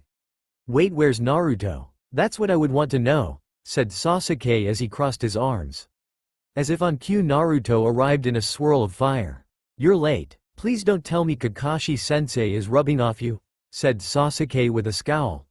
Naruto just gave a sheepish grin. Sorry, I got lost in the road of life. They just sweat dropped at his response. Yeah, Kakashi is definitely rubbing off him, was the thought shared by the other 2 genin. Meanwhile, Kakashi had a proud look on his face. However, Hinata noticed something. Wait, Naruto-kun. Where are your stuff? Asked Hinata, noticing he didn't have a backpack. I'm using storage seal tattoos, replied Naruto as he lifted his sleeve to show the tattoo on his arm. Tattoos? I've never heard about that. I thought you could only seal stuff in scrolls, but even so seal masters are rare so they're expensive, she said. Yeah, true, but good thing I made them, replied Naruto with a smirk. Hinata looked shocked. That's amazing, Naruto-kun. I didn't know you knew Fuinjutsu. Circa. Can you possibly make a storage scroll for me? That is if you know how to make scrolls, and it's okay if you don't want to. Yeah, sure, I see no problem with that. I could make it when we arrive at the wave. Show me how to make those dobi, said Sasuke. Why should I teme? Alright, since we're all here let's go, said Kakashi, deciding right now isn't the best time for them to argue. Naruto summoned his mask and put it on, then they all started walking out. Again with the mask, dobi? Asked Sasuke. Yeah, I like how it looks. Why? Are you jealous cause you don't have one? Teased Naruto. HMPH, as if I'd want one, it makes you look like a loser. Tazuna then turned to Hinata. Are they always like this? Hinata sighed. Unfortunately, yes. Kakashi looked at his team and also sighed. This is gonna be a long trip.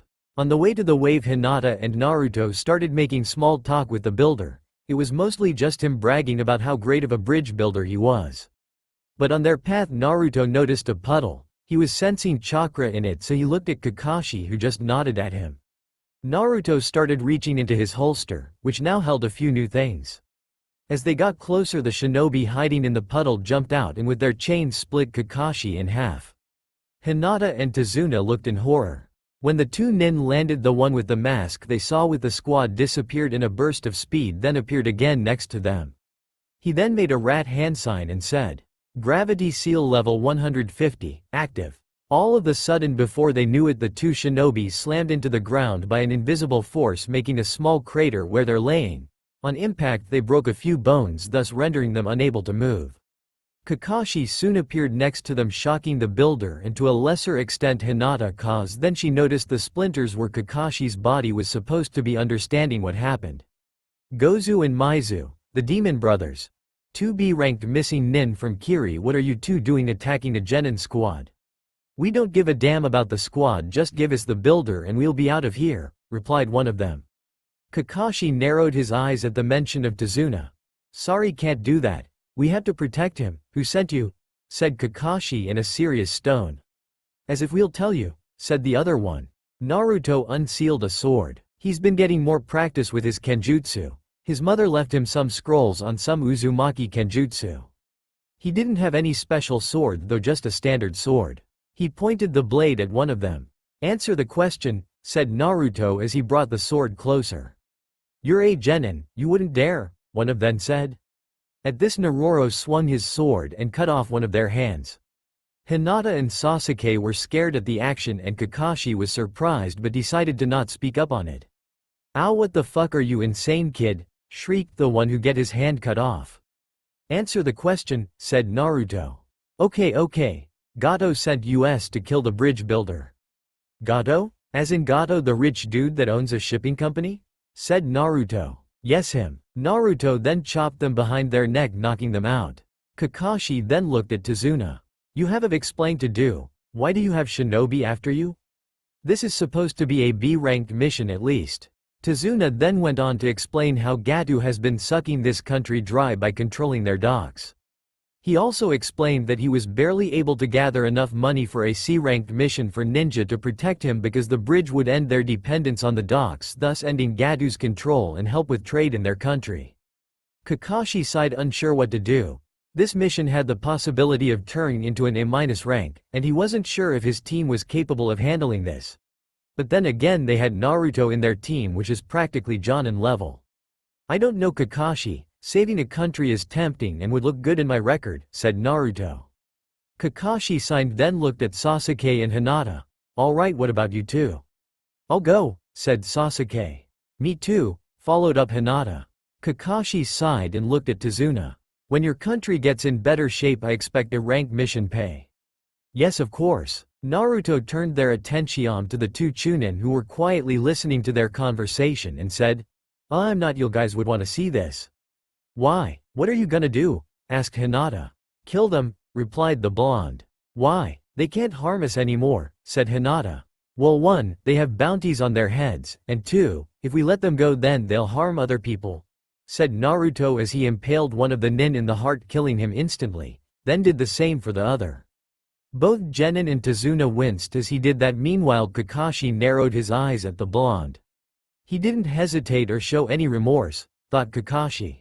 "You could have just sent them to Konohadobie," said Sasuke, slightly scared at the fact that he just killed 2 people without a hint of hesitation. "Yeah, but then I wouldn't get the bounty," said Naruto with a foxy grin. "Anyways, let's go, we have a country to save." Kakashi just sighed. He's been finding himself sighing a lot lately. They began to walk until they eventually reached a point where they reached the edge and had to use a boat to travel to the island. When they off the boat and on the land they were walking, then Naruto threw a kunai at a bush and Kakashi and the team jumped into formation ready to fight the menace, but a white rabbit jumped out. "HMPH, you're scared of rabbits, Dobi," said Sasuke with a smirk. However, Kakashi noticed something. That rabbit isn't a wild rabbit, it's white and it looks like it's been taken care of, almost as if it was used as a pet.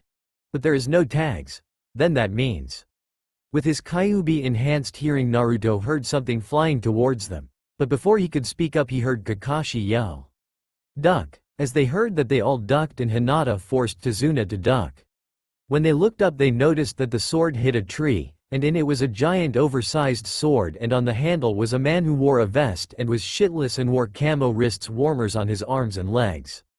He also had tape over his mouth and his head was slashed and had it on the side of his face. "Give me the builder and I might let you leave alive," spoke the man.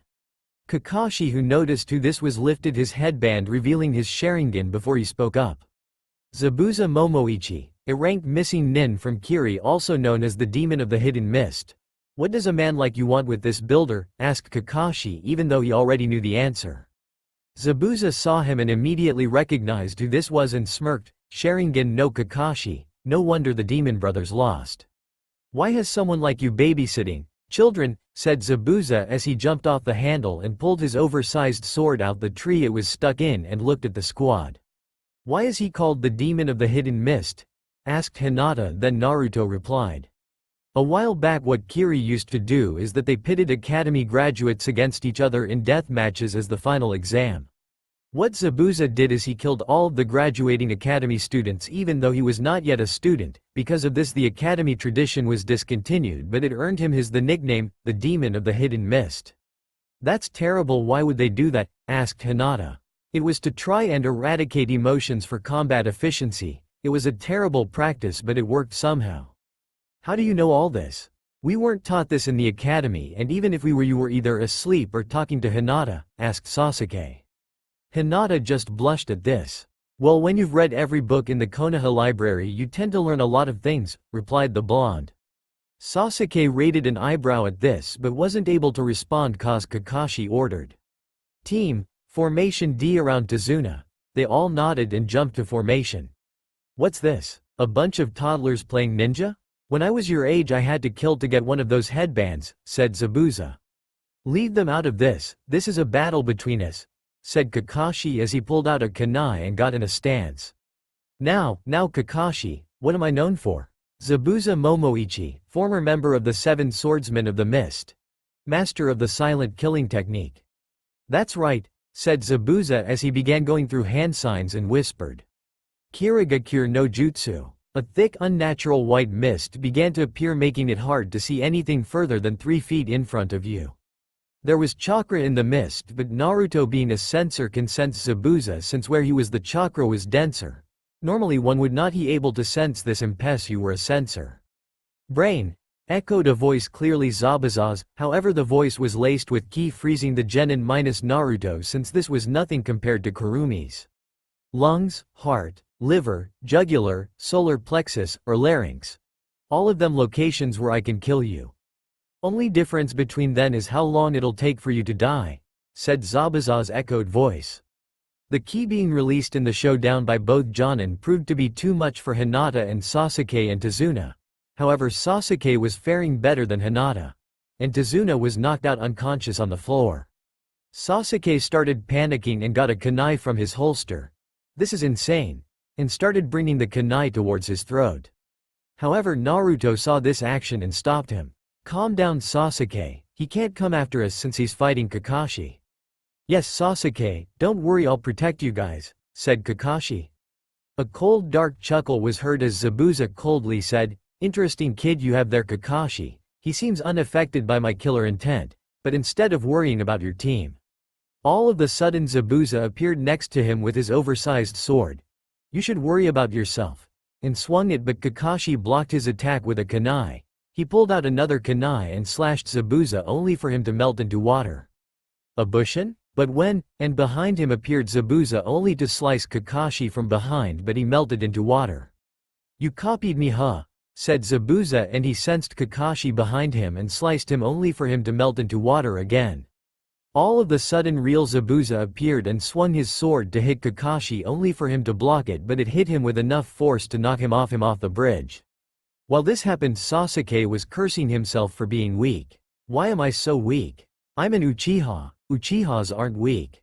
How could I let myself freeze up? Naruto didn't freeze up. Hell, he didn't even flinch. I'll never be able to catch up to Naruto like no, what am I saying? More importantly, I'll never be able to defeat Itachi like this. He thought as he gritted his teeth.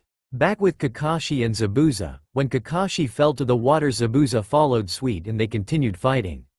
Kakashi found it a bit harder to fight because he couldn't see due to the mist. He was relying on instincts at this point. Kakashi was fending off attacks from Zabuza, but his attention was diverted for a split second. However, this split second was all Zabuza needed when Kakashi felt the air around him get heavy with water. By the time he realized what happened, it was too late. Suiten. Suiro no Jutsu, water release, water prison jutsu. Zabuza said as Kakashi got stuck in a ball of water, rendering him unable to move. Zabuza held out his arm to keep the jutsu active. But when he did, the mist started to dissolve and the genin could now see what was going on. Guys, take Tazuna and leave, yelled out Kakashi. Sorry Kakashi, no can do. Those who abandon their comrades are worse than scum. I may be a lot of things and scum is not one of them, said Naruto. Kakashi inwardly cursed. Why did he have to choose right to actually pay attention to him? Zabuza laughed. I must say, Kakashi, this blonde is certainly interesting. It's a shame I'm going to have to kill him, he said as a water clone materialized from the water and jumped in front of the genin. Naruto smirked and poured a bit of chakra into his storage seal, making a sword pop out.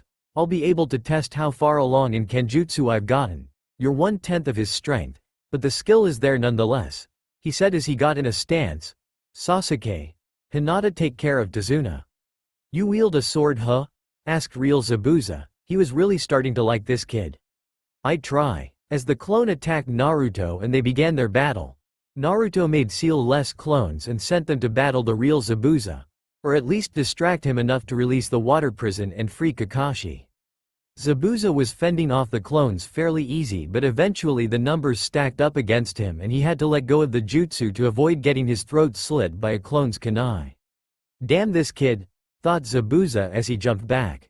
Around this time Naruto ended his battle with the clone. He won to say the least. Even though it was 1/10 of the strength the skill Zabuza had with the sword was still good. Naruto eventually overpowered him though. Interesting Gaki Kakashi. First he forces me to stop the water prison, then he defeats my clone in a Kenjutsu battle. I'm impressed, said Zabuza. Naruto jumped down to where Zabuza and Kakashi were standing. Looks like you need help here, Kakashi, said Naruto. Yeah, I'll need your help to defeat Zabuza. Crap, I can fight one and probably still make it out alive, but this blonde Gaki with the mask is definitely strong. I think I need Haku to step in now, though the former Kiri Nen. Naruto smirked at Zabuza. Let's dance. Naruto rushed Zabuza in a burst of speed and began to engage him in a Kenjutsu battle. Naruto attacked Zabuza with his sword and Zabuza was blocking his attacks, Naruto wanting to get another sword fight against Zabuza. Naruto had to admit, he started getting a love for battle. He wanted to see if all that training he did paid off against someone like Zabuza. Meanwhile Zabuza was silently cursing, surprised at the blonde's skill at Kenjutsu and forcing Zabuza to take the defensive. He jumped to land to make it easier for Haku to get him. As Naruto and Zabuza were in their Kenjutsu battle and Kakashi was in the sidelines waiting for an opportunity to strike. He was impressed with the blonde enigma. To be able to hold your own against one of the 7 swordsmen is definitely no easy feat. Of course Zabuza was tired from fighting Kakashi, but still. Naruto jumped back, but when he did he felt the chakra signature he sensed earlier make their way to them. Then Naruto noticed 2 senbons sticking out of Zabuza's neck. A hunter nin showed up and said, "Thank you for weakening him. I've been hunting him for a few weeks now," said the nin as he took Zabuza and left.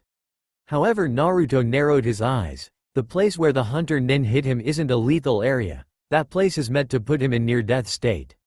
Plus he didn't follow regular hunter nin protocol, which is to dispose of the body as soon as possible. This definitely wasn't over. But Naruto wasn't going to follow them. He had to get their sensei to safety since he was close to passing out due to chakra exhaustion. The Sharingan must have taken a lot out of him. When they returned to the bridge, Tazuna was already awake, so he led them to his house.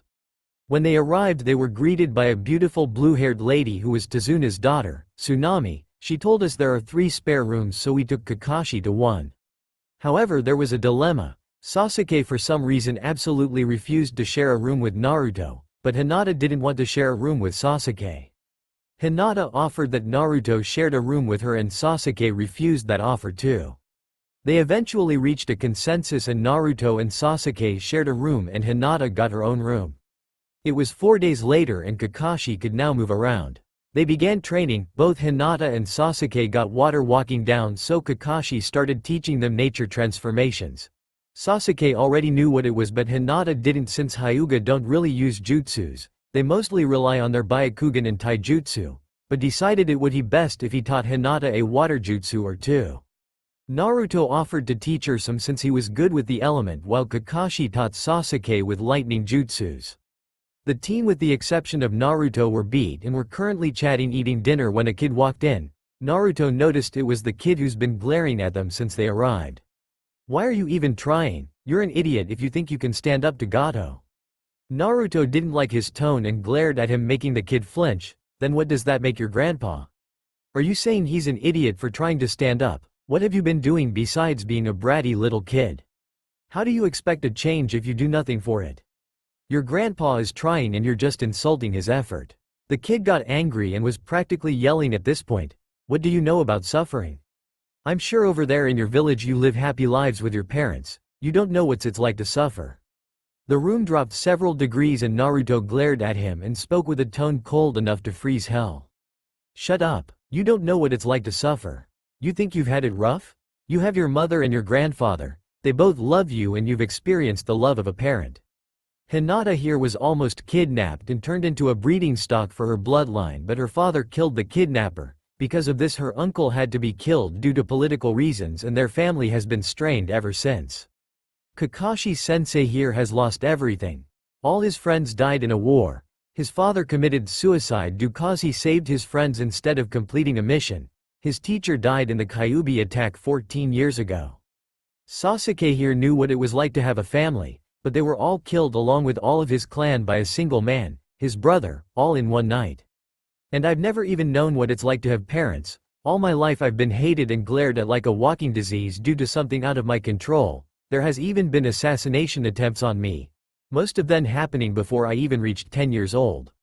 When I was 6 one of them nearly succeeded and I nearly died if it wasn't for a certain someone who saved me, not just from dying but from loneliness. Now don't you ever come and try to tell us we've never suffered. Understood? The kid started crying and ran off upstairs. Kakashi-sensei, I'm gonna go relieve stress. Don't come looking for me, said Naruto as he left in a swirl of fire. Is what he said true? Asked Tsunami as she was sweating from the aura the blonde kid made. Unfortunately yes, all of it is true, replied Kakashi solemnly. Why is Naruto hated? Asked Hinata. I'm sorry but I can't tell you, replied Kakashi. Tsunami then said, please forgive him, ever since Kaiza died he hasn't been the same. Sasuke was just quiet this whole time wondering if the Dobi's life has really been like that. Naruto arrived to a clearing in the forest and punched a tree in rage breaking it in half. Calm down Narukoi, don't let it get to you, said Kurumi worryingly. Yeah you're right, TCH how can I lose my cool over something like this? Said the blonde as he took deep breaths. He just pushed the wrong buttons that's all. Anyways this kind of worked out for the better. Kakashi isn't here to see you so you can make clones and send them out to search for the temple. I'll lead them to it since it's hidden. Once they reach the location I'll let them know they can dispel. Then you can go there using your Kamui. Alright, I'll just practice leaf floating. Naruto eventually got bored of this and made a few clones to continue floating the leaf. What it was he had to channel wind chakra around the leaf to make it float and move around. It was basically an advanced form of chakra control, but he can also use it to manipulate things. He was currently trying to move the leaf around but it was pretty difficult. In theory this can be used to make him float around. When he laid down he just entered his mindscape which has changed a bit. It now had a few trees and a lake, and besides a lake was a cottage with a small porch where Kurumi lived. Wasn't anything impressive but it's better than living in a sewer. Hello Narukoi, said Kurumi as she clomped him and kissed him as soon as he entered his mindscape. You know Narukoi, these little speeches of yours about me are starting to excite me, she said seductively. Well once I get you out this seal and you can materialize outside I'll tend to that, replied Naruto as he began scratching her ears. Oh also. Do you have a way to hide these tails and ears? Don't get me wrong you look gorgeous with them but I doubt Konoha would appreciate a girl with fox ears and 9 tails walking besides the demon brat. Yeah of course I do. I can also turn into a smaller size but I'll only have like 2 tails of power in that size, but I could still help you with combat in that form. What can you do in your fox form? I can use a mini Bijudama but that's about it ability-wise. I'll of course fast and strong. When you release me you'll still have your fast healing and massive stamina blush and you'll be able to access your Biju cloak. Interesting, when I get home I'll get my father's inheritance. Hopefully he left me instructions for the Hirishin and or the Rasengan, the 2 jutsus he's famous for. So what's your plan? When are you going to leave? My original plan was to leave after the Chunin exams, but I'll have to see because Jiraiya is the one with the key so I need to stay and get him to give it to me. Naruto stayed in his mindscape waiting until the clones find the location or until it's morning. Haku was currently walking through the forest searching for herbs so she can heal her master Zabuza. He underestimated the masked blonde in his battle and he did a number on him. She couldn't interfere with their battle on Zabuza's orders, but that blonde kid was certainly something. To be able to go toe-to-toe with Zabuza-sama is impressive. Even if she didn't get a good look at his face, she found herself attracted to the blonde. But she must rid herself of such thoughts. Tools aren't allowed to have feelings. She will eventually have to kill him because he poses a threat to Zabuza-sama. As she was picking up herbs, she eventually got to a clearing and she noticed a familiar mop of blonde hair lying on the floor. Naruto was in his mindscape when in the outside world he sensed a chakra signature he's felt before. He brought himself to consciousness but didn't open his eyes cause it would reveal he is now awake. It's him. He's the boy that fought Zabuza-sama. Though Haku, as she neared the boy, she began to notice his features. He was attractive, to say the least. She saw his whiskers and the urge to feel them was practically yelling at her face. As she stared at him, an unfamiliar heat began rising on her cheeks. No, he's a threat to Zabuza-sama. I must use this as an opportunity to eliminate him. Forgive me. You know it's not very nice to stare at someone while they're sleeping. They would think you were ogling at them, whispered a voice to her ear behind her. She gave a very girly eep and jumped away. She felt like her entire face was burning. She began to reach for her basket to get the senbon she had. She only brought 5 senbon and enough water to make 5 more ice senbon. However, when she reached in, she felt 3 blades on her neck. She didn't dare turn. They're clones. They will kill you if you give me an answer I don't like to the questions I have, said Naruto. Crap, how did I let myself get caught, cursed Haku. How did you get behind me? I sensed you coming, so I created 4 clones. 1 took my place. The other 3 were in case I needed to engage you in combat. The clones and I hid and waited for you to get closer, and when you did I snuck up on you. When you jumped away, I used the 3 other clones to trap you. Haku's eyes widened. He's really dangerous, to come up with a plan like that on the spot.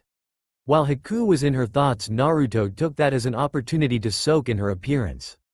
She was pretty, her skin was pale and her hair fell down and she had 2 locks going down the side and framing her face. Her eyes were brown. She wore a pink kimono and had a choker on her neck. So tell me, Hunter Nin, why is such a pretty girl like you working for someone like Zabuza? Asked Naruto in a flirtatious tone. Hunter Nin? What is he tall? Oh. How did you know I was the Hunter Nin? Asked Haku with her guard up, but the blush on her face wasn't helping. Your chakra is the same as the Hunter Nin.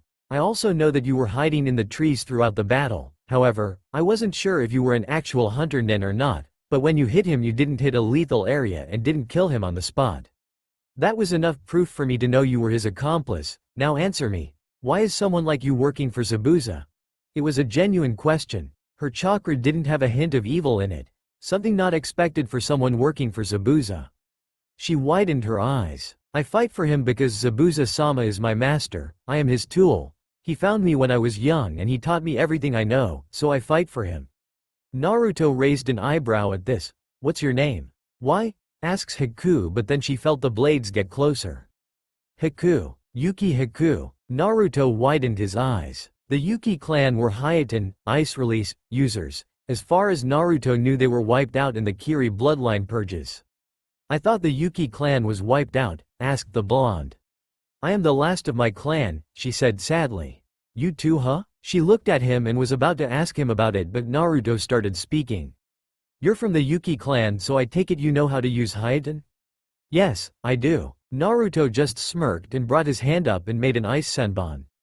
Haku's eyes widened. Are you from the Yuki clan? She asked in a hopeful tone. She couldn't believe it. She thought her clan was wiped out.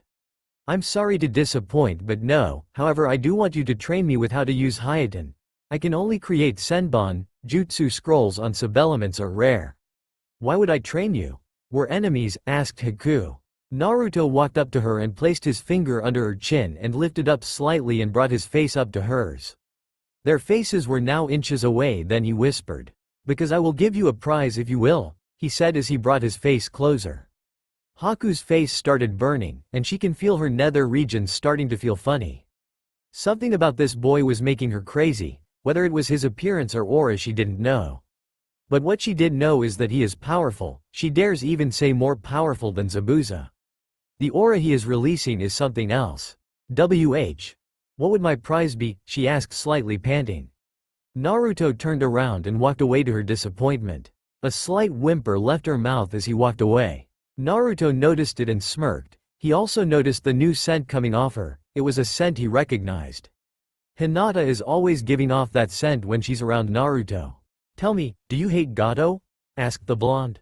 Slightly taken back from the random question, she just replied, yes, I do. Why? What would you say if I told you I would help you and Zabuza kill Gato and raid his base? I assume you're only working for Gato for the money. Yes, we are, but why would you do this? Well, for one, I've developed an interest in you. 2, I hate backstabbers and I know Gato is going to backstab you guys. And 3, Gato is rich. I can take his company and get the money. If money is what you want, then I'll help with that. She blushed when he said he had an interest in her. How do you know he's going to backstab us? A little birdie overheard Gato saying something about letting the ninja weaken Zabuza. Then he'll attack them, kill Zabuza and take the girl as a toy, and I'm not sure if I'd want my new little friend to be turned into a toy, he said as he walked up to her and caressed her cheek. She felt herself getting hot and slightly moaned at his touch. How do you know all of this? Let's just say I have eyes in places. Those eyes helped me find Gato's base. If you want, we can go have fun and ransack the place and kill Gato and take his money. The offer was very tempting. All of her senses were screaming at her, obey the boy in front of her. Oh, okay, I'll tell Zabuza-sama what you said. Naruto began to caress her cheek again and brought his hand to her sides and started caressing it sensually. Thank you, Haku-chan. Meet me here in 2 days at 10 with your response. He leaned down and brought his mouth close to her ear and whispered, and if I don't like your response, then I might have to punish you, finished the blonde as he disappeared in a blur along with the clones. She fell down to her knees and began panting. She was sweating and it felt like something was burning in her nether regions. She's never felt anything like this before. He's barely been gone for a few minutes and she already missed his presence. It was intoxicating. She quickly recomposed herself and began to gather herbs for Zabuza's medicine. However, a certain blonde never left her mind. Naruto, you truly are evil, said Kurumi with a laugh. I don't know what you're talking about, Kuru-chan, said Naruto innocently. You almost made her orgasm with that, she replied with a full-blown laugh. I did what I had to do. I don't know about you, but having a few Uzumaki Hyden users is a very tempting offer. I was lucky she is the submissive type. If she wasn't, this might have ended very differently, replied Naruto. Well, I can't disagree with you on that. But either way, with the aura you were giving off, any girl no matter who would become submissive. Who would have thought that all those seduction books would turn out to be helpful, she said with a giggle. Naruto chuckled.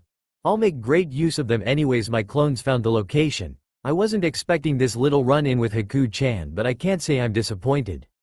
However, we have to hurry and get there and sign the contract before Kakashi-sensei starts getting suspicious. Right. Say Haku and Zabuza join you. What are you planning on doing after that? You have to return to Konoha.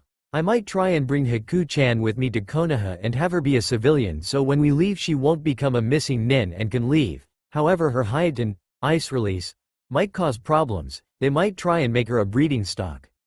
Unless she can hide her ice abilities. But if she wants to continue traveling with Zabuza, then I'll let her do that. I'll just meet up with them. But I'm sure Zabuza might go fight in the bloodline purges. I could get him to vouch for me when I go look for the woman with Yoden, lava release, and Fuden, boil release. Now let's go to the temple, thought Naruto as he began to disappear in a swirl. When Naruto arrived to the destination, it wasn't any bigger than a shrine. Kurumi told him that it was to avoid attention and told him where the secret entrance was. To actually entering, you had to push Kurumi's chakra into the slab. Once he did, his vision started getting blurry and he appeared inside a room. There was a door and that was about it. He looked around and noticed a lot of seals. What was that? It was a space-time jutsu to where the actual room is. And about the seals, they're traps. Anyone who doesn't have my chakra or permission to enter would have died 71 times already. Now go through the door. Naruto made his way towards the door and noticed the door and handle had seals on it too. Goddamn, Kurumi-chan. This is a bit overkill. Yeah, whatever, just enter. When he did, he noticed the room was enormous.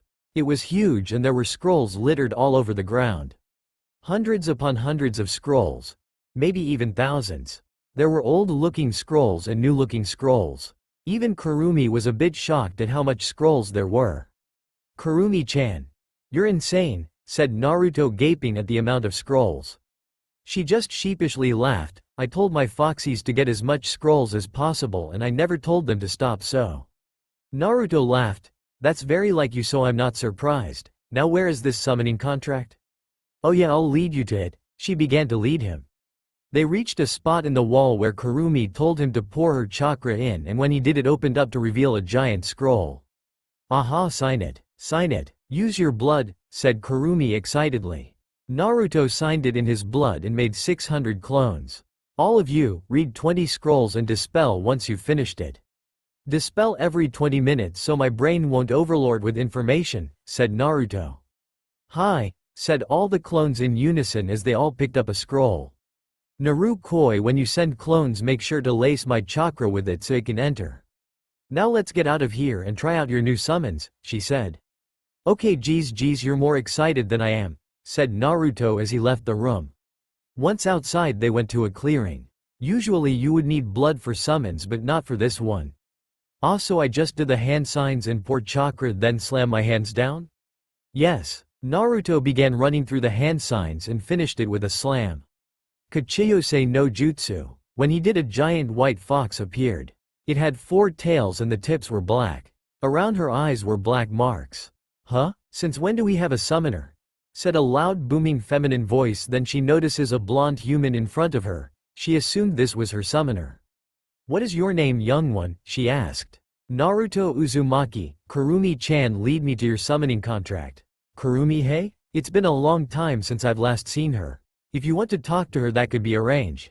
"Oh really? Please do." Naruto put his hand on her paw and took her to his mindscape. He's recently learned how to do this. Inside their mindscape, the fox asked, "Where is this place?" "It's Naru-koi's mindscape," replied Kurumi. The fox looked down and saw the human form of Kurumi. "We're using human forms, eh?" she said as she began glowing and the light began to shrink and it eventually died down, and out the light there was a beautiful woman. Her hair was tied up in a messy bun and had a white kimono with black trimmings with a black sash. On her head were a pair of white fox ears with black tips. Her 5 swaying tails had black tips as well. She smirked and looked at Kurumi. "Naru-koi?" Kurumi gave a blush. "Yep, he's my mate." "Mate? Have you marked each other?" "No, we can't mark each other until he releases me from my seal, and he can't do it until he gets the key." "He's going to get it soon though," replied Kurumi. "Well, it was nice to see you again." She looked at Naruto, who was besides Kurumi. "We'll be honored to have you as our summoner. I'm Hikari, the leader. When we get out of here, use a normal amount of chakra and we'll send you your personal summon." The general abilities of foxes is the ability to shoot out flames and liquefied flames, similar to lava but lighter and not as dense. We can temporarily blind the enemy or the enemy's summon with a bright flash that we emit. It can either be directed or area-wide. Just as a warning, if it's area-wide, your comrades can be affected as well. We are also among the fastest of the summons, faster than the snakes. We can change our size and shrink so we can be used as messengers. However, we can only use a human transformation like I am right now once we've fully matured. Max sizes depends on each fox. Minimum is 30 meters tall. It only goes up from that unless they haven't fully matured yet. Each fox also has a special ability. So please summon us when you require our assistance, Naruto-sama, she said with a bow. "Of course, Hikari-sama," Naruto replied with a bow of his own. She then looked at Kurumi and smirked. "I'll see you again too," as she began to disappear. Naruto left his mindscape and began running through the hand signs again and slammed his hands down.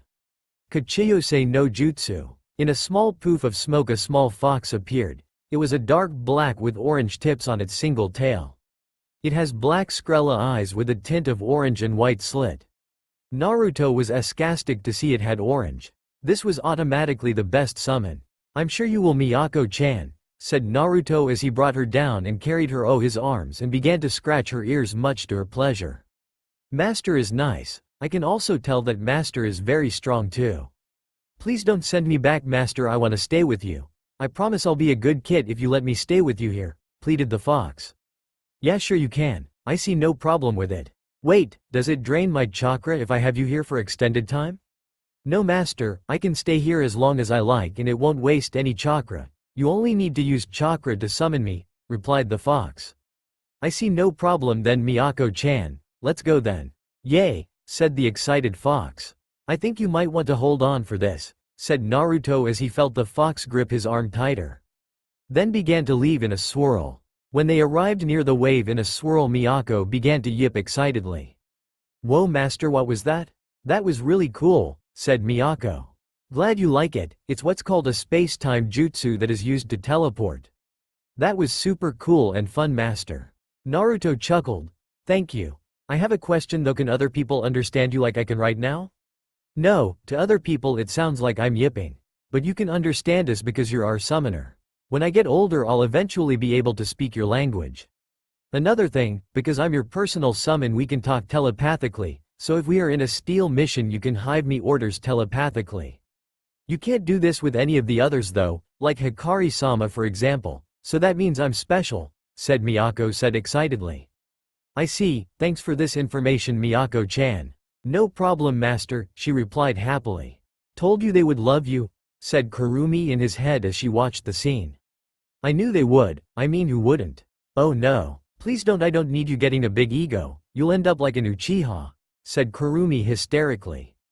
Calm down, I'm not one to stoop that low, said Naruto with a laugh as he made his way to Tazuna's house with Miyako on his shoulder. Kakashi and the rest of the squad started getting nervous since Naruto hasn't returned and it was starting to get late. They went out to search for him but didn't find him. Hinata especially was worried for her blonde crush. What if something happened? What if he died before she told him how she feels? Most importantly, he died before he could take her virginity. Now she'll never be able to lose it and she will have to die a virgin. However, their worries were cut short when they saw their favorite blonde making his way towards the house. He was seemingly talking to someone but where was no one there, making them wonder if he lost a few screws. But as he got closer they noticed a small black fox on his shoulder. They all ran outside. Yes, even Sasuke. Naruto noticed him and began apologizing.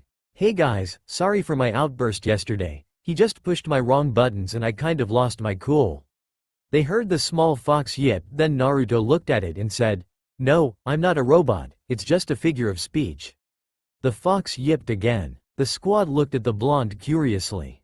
Wait Naruto-kun, what is this fox? And you can talk to it? Questioned Hinata. Naruto looked at her with a smile. Yeah, I guess it's kind of like how the Inuzuka can talk to their dogs, Hinata nodded. First of all Naruto, where did you get that fox from? Asked Kakashi. She started following me, replied Naruto. So you let it? Asked Kakashi. Well yeah, I wasn't just gonna leave her. Kakashi decided to just leave it at that. Alright Miyako-chan, said Naruto as he pointed at Kakashi. This is Kakashi-sensei, the one that reads porn all day and my teacher. The fox yipped angrily. Naruto then pointed at Sasuke. This is Sasuke, the emo bastard that broods all day. The fox yipped. Naruto then pointed at Hinata. This is Hinata, the girl I was telling you about, a great friend. The fox growled. Now Miyako-chan, no need to be mean, the fox growled in response. Sorry Hina, Miyako-chan doesn't like you, said Naruto with a frown. It's okay Naruto-kun, but I'm just glad you're safe. I was getting worried when you didn't return, said Hinata with a blush, ignoring Miyako's growl. Well honestly, I kinda got lost, said Naruto with a sheepish grin as he rubbed the back of his head. They just sweat dropped then entered the house to have dinner. When they entered the house Naruto was greeted by Inari apologizing to Naruto and the team about what he said. It's okay Inari, it was also wrong as me to lash out like that. Grandpa told me how you guys defended him from that ninja in the bridge, so I think we might be saved. Yeah, don't worry. If anyone want to go after the old man they'll have to go through me first, said Naruto, and Inari just laughed. The rest of the night went as usual, Sasuke refusing to look at Naruto while they shared the room. However, Sasuke was studying the blonde. He was an enigma. He managed to hold his own with Zabuza. He still found it hard to believe Naruto was this strong. When he found out Naruto was the Dobi of the year he was slightly shocked, but he eventually told then why and he was even more shocked. However, he felt like there was something else to him. Something darker, the way he killed those two ninja. Without any hesitation or hint of remorse. Not that he'll ever admit it, but he found himself not minding the blonde, as long as he didn't hold him back. Haku arrived to the hideout after a little run-in with Naruto. Remembering the boy, a blush couldn't be held back and made its way to her face. What's wrong with me? He's a danger to Zabuza-sama, yet I didn't try to do anything to stop him. No, it's not that I didn't try. It's that I couldn't. In his presence, every sense in my body was telling me to not engage him in battle and make him an enemy. Besides, with his offer he might not have to be an enemy, we would help him raid Gato's main base. If we didn't cooperate he would punish me, and maybe if I cooperate he would give me a prize. Wait, I never got his name. She shook her head to get rid of her dirty thoughts as her blush deepened. Zabuza stared at his surrogate daughter, not that he'll ever admit it. Ever since she's arrived from her trip to gather herbs for his medicine, she's been acting strangely. She would zone out and her face would become red. Of course Zabuza wasn't stupid. He wasn't an A- ranked nin for being an idiot. He knew something happened on her trip, however he decided to wait and see if she would tell him herself. Zabuza-sama, I have something to tell you. What is it, Haku? Asked Zabuza. Well, you see, when I went to gather herbs for your medicine, I met with someone.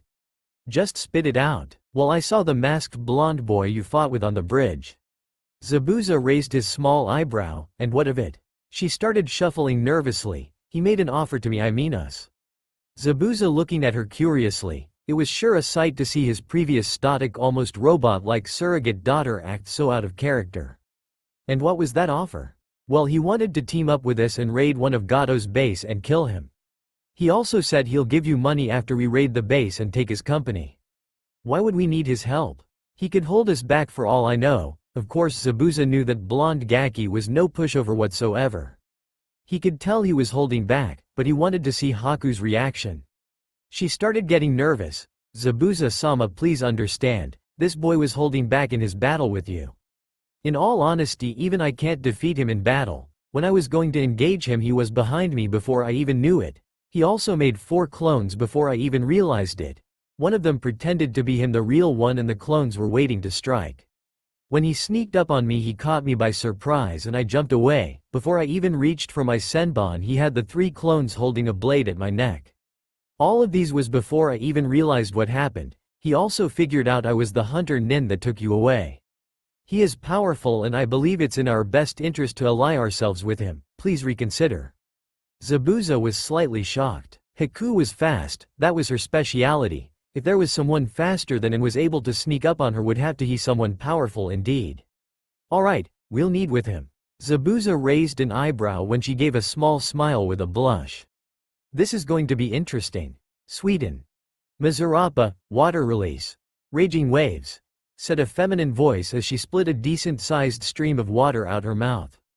Good job, Hina-chan, you did great. All of this training has paid off. Thanks Naruto-kun, said Hinata in between breaths. It's starting to get dark. Let's go back to the house. I'll carry you if you want. Hinata blushed. No, it's okay. I wouldn't want to bother you with deep. Nope, too bad you're too tired to walk there, said Naruto as she swept her off her feet and carried her bridal style. They walked back to the house only to see Kakashi and Sasuke in the house. So I take it you guys finished your jutsu as well? Asked Naruto. Yeah, I take it you guys did as well?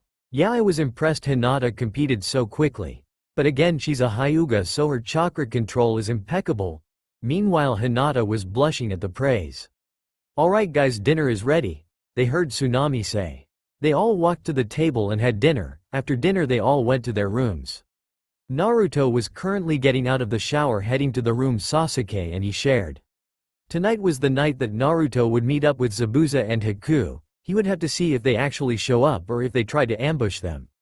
If that happens, Naruto will finally have a reason to try out Kotoa Matsukami. He didn't want to, but he would have no other choice.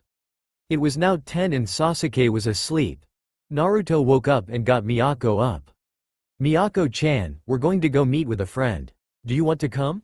There is a very high possibility that you'll have to kill. If you don't feel comfortable killing yet, then you can stay here, because we might raid a very bad guy's base, said Naruto telepathically to Miyako.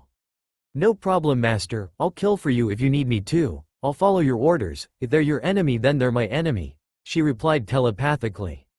Okay, get on. he said as he patted his shoulder. She climbed on him and got on his shoulder. She gripped him tighter as she began to see her vision swirl, signifying that they were using that super cool space-time jutsu. Haku has been waiting nervously for the subject of her thoughts recently to arrive. "Haku, where is this friend of yours?" asked Zabuza. "They've been here for about 5 minutes waiting for him." "He probably got caught up with something," replied Haku in his defense. A few minutes passed and they noticed the space a few feet in front of them began to shift and twirl, and out the twirl a black figure can be seen coming out until eventually Naruto materialized and was standing in front of them with a small fox on his shoulder and the mask they saw him with on. "Yo," said the blonde as his mask seemed to melt off, revealing something he recently learned to do. Since it was made out of his chakra, he just manipulated it to make it seem it was melting. Naruto then noticed Haku's change of attire. She now wore standard Kiri pinstrip outfit stopping at her knees. Over this she had a green haori with white trimmings. On her waist she wore a light brown sash and her hunter nin mask hung on it. Same appearance as Kanon, and Zabuza's attire was the same as before. Upon seeing Naruto, Haku blushed, something that didn't go unnoticed by the two males with her. "So you're the Gaki Haku has been going crazy over for these past 2 days?" said Zabuza as Naruto smirked and Haku began sputtering. "I didn't know you felt that way, Haku-chan, I'm flattered," said Naruto with a glint in his eyes. Haku now had a blush that would make Hinata jealous. Zabuza chuckled, then Naruto spoke again. "I apologize, I haven't introduced myself formally. My name is Uzumaki Naruto, pleased to make your acquaintance, and this here is Miyako-chan," he said as he gestured at the fox, then slightly bowed as the fox yipped. "I'm Zabuza Momoichi and this here is my student Hakuyuki." Haku looked at him, shocked that he didn't refer to her as a tool. However, she found a smile make its way to her face. Zabuza then said, "So what is the deal?" Naruto turned to him and got serious. "I know Gato's base inside and out. I'll use a jutsu to make him sign his company over to me. I'll give you guys a good pay and I wouldn't mind being allies with you guys." Zabuza raised an eyebrow. "Why would we want to be allied with Konoha?" Naruto chuckled. No, you have me wrong, you'll be allied to me, not Konoha." Zabuza raised his eyebrow at this. Very well then. If Haku here trusts you, then I see no other reason to go against her. There is also another part to the deal. Haku-chan will help me with my Hyoden." Zabuza nodded, seeing no problem with this, remembering that Haku mentioned he could use Hyoden. Naruto smiled, then grabbed Haku's hand, making her blush even more. Then she started spluttering. W. What or why? You doing, Naruto-kun? Don't worry, Haku-chan, I'm not proposing yet. Her face now resembled a tomato. Yet, however, she wasn't able to say anything else because Naruto grabbed Zabuza's shoulder and they began to disappear in a swirl. That's all for now. If you enjoy this video, then please like, share and do comments.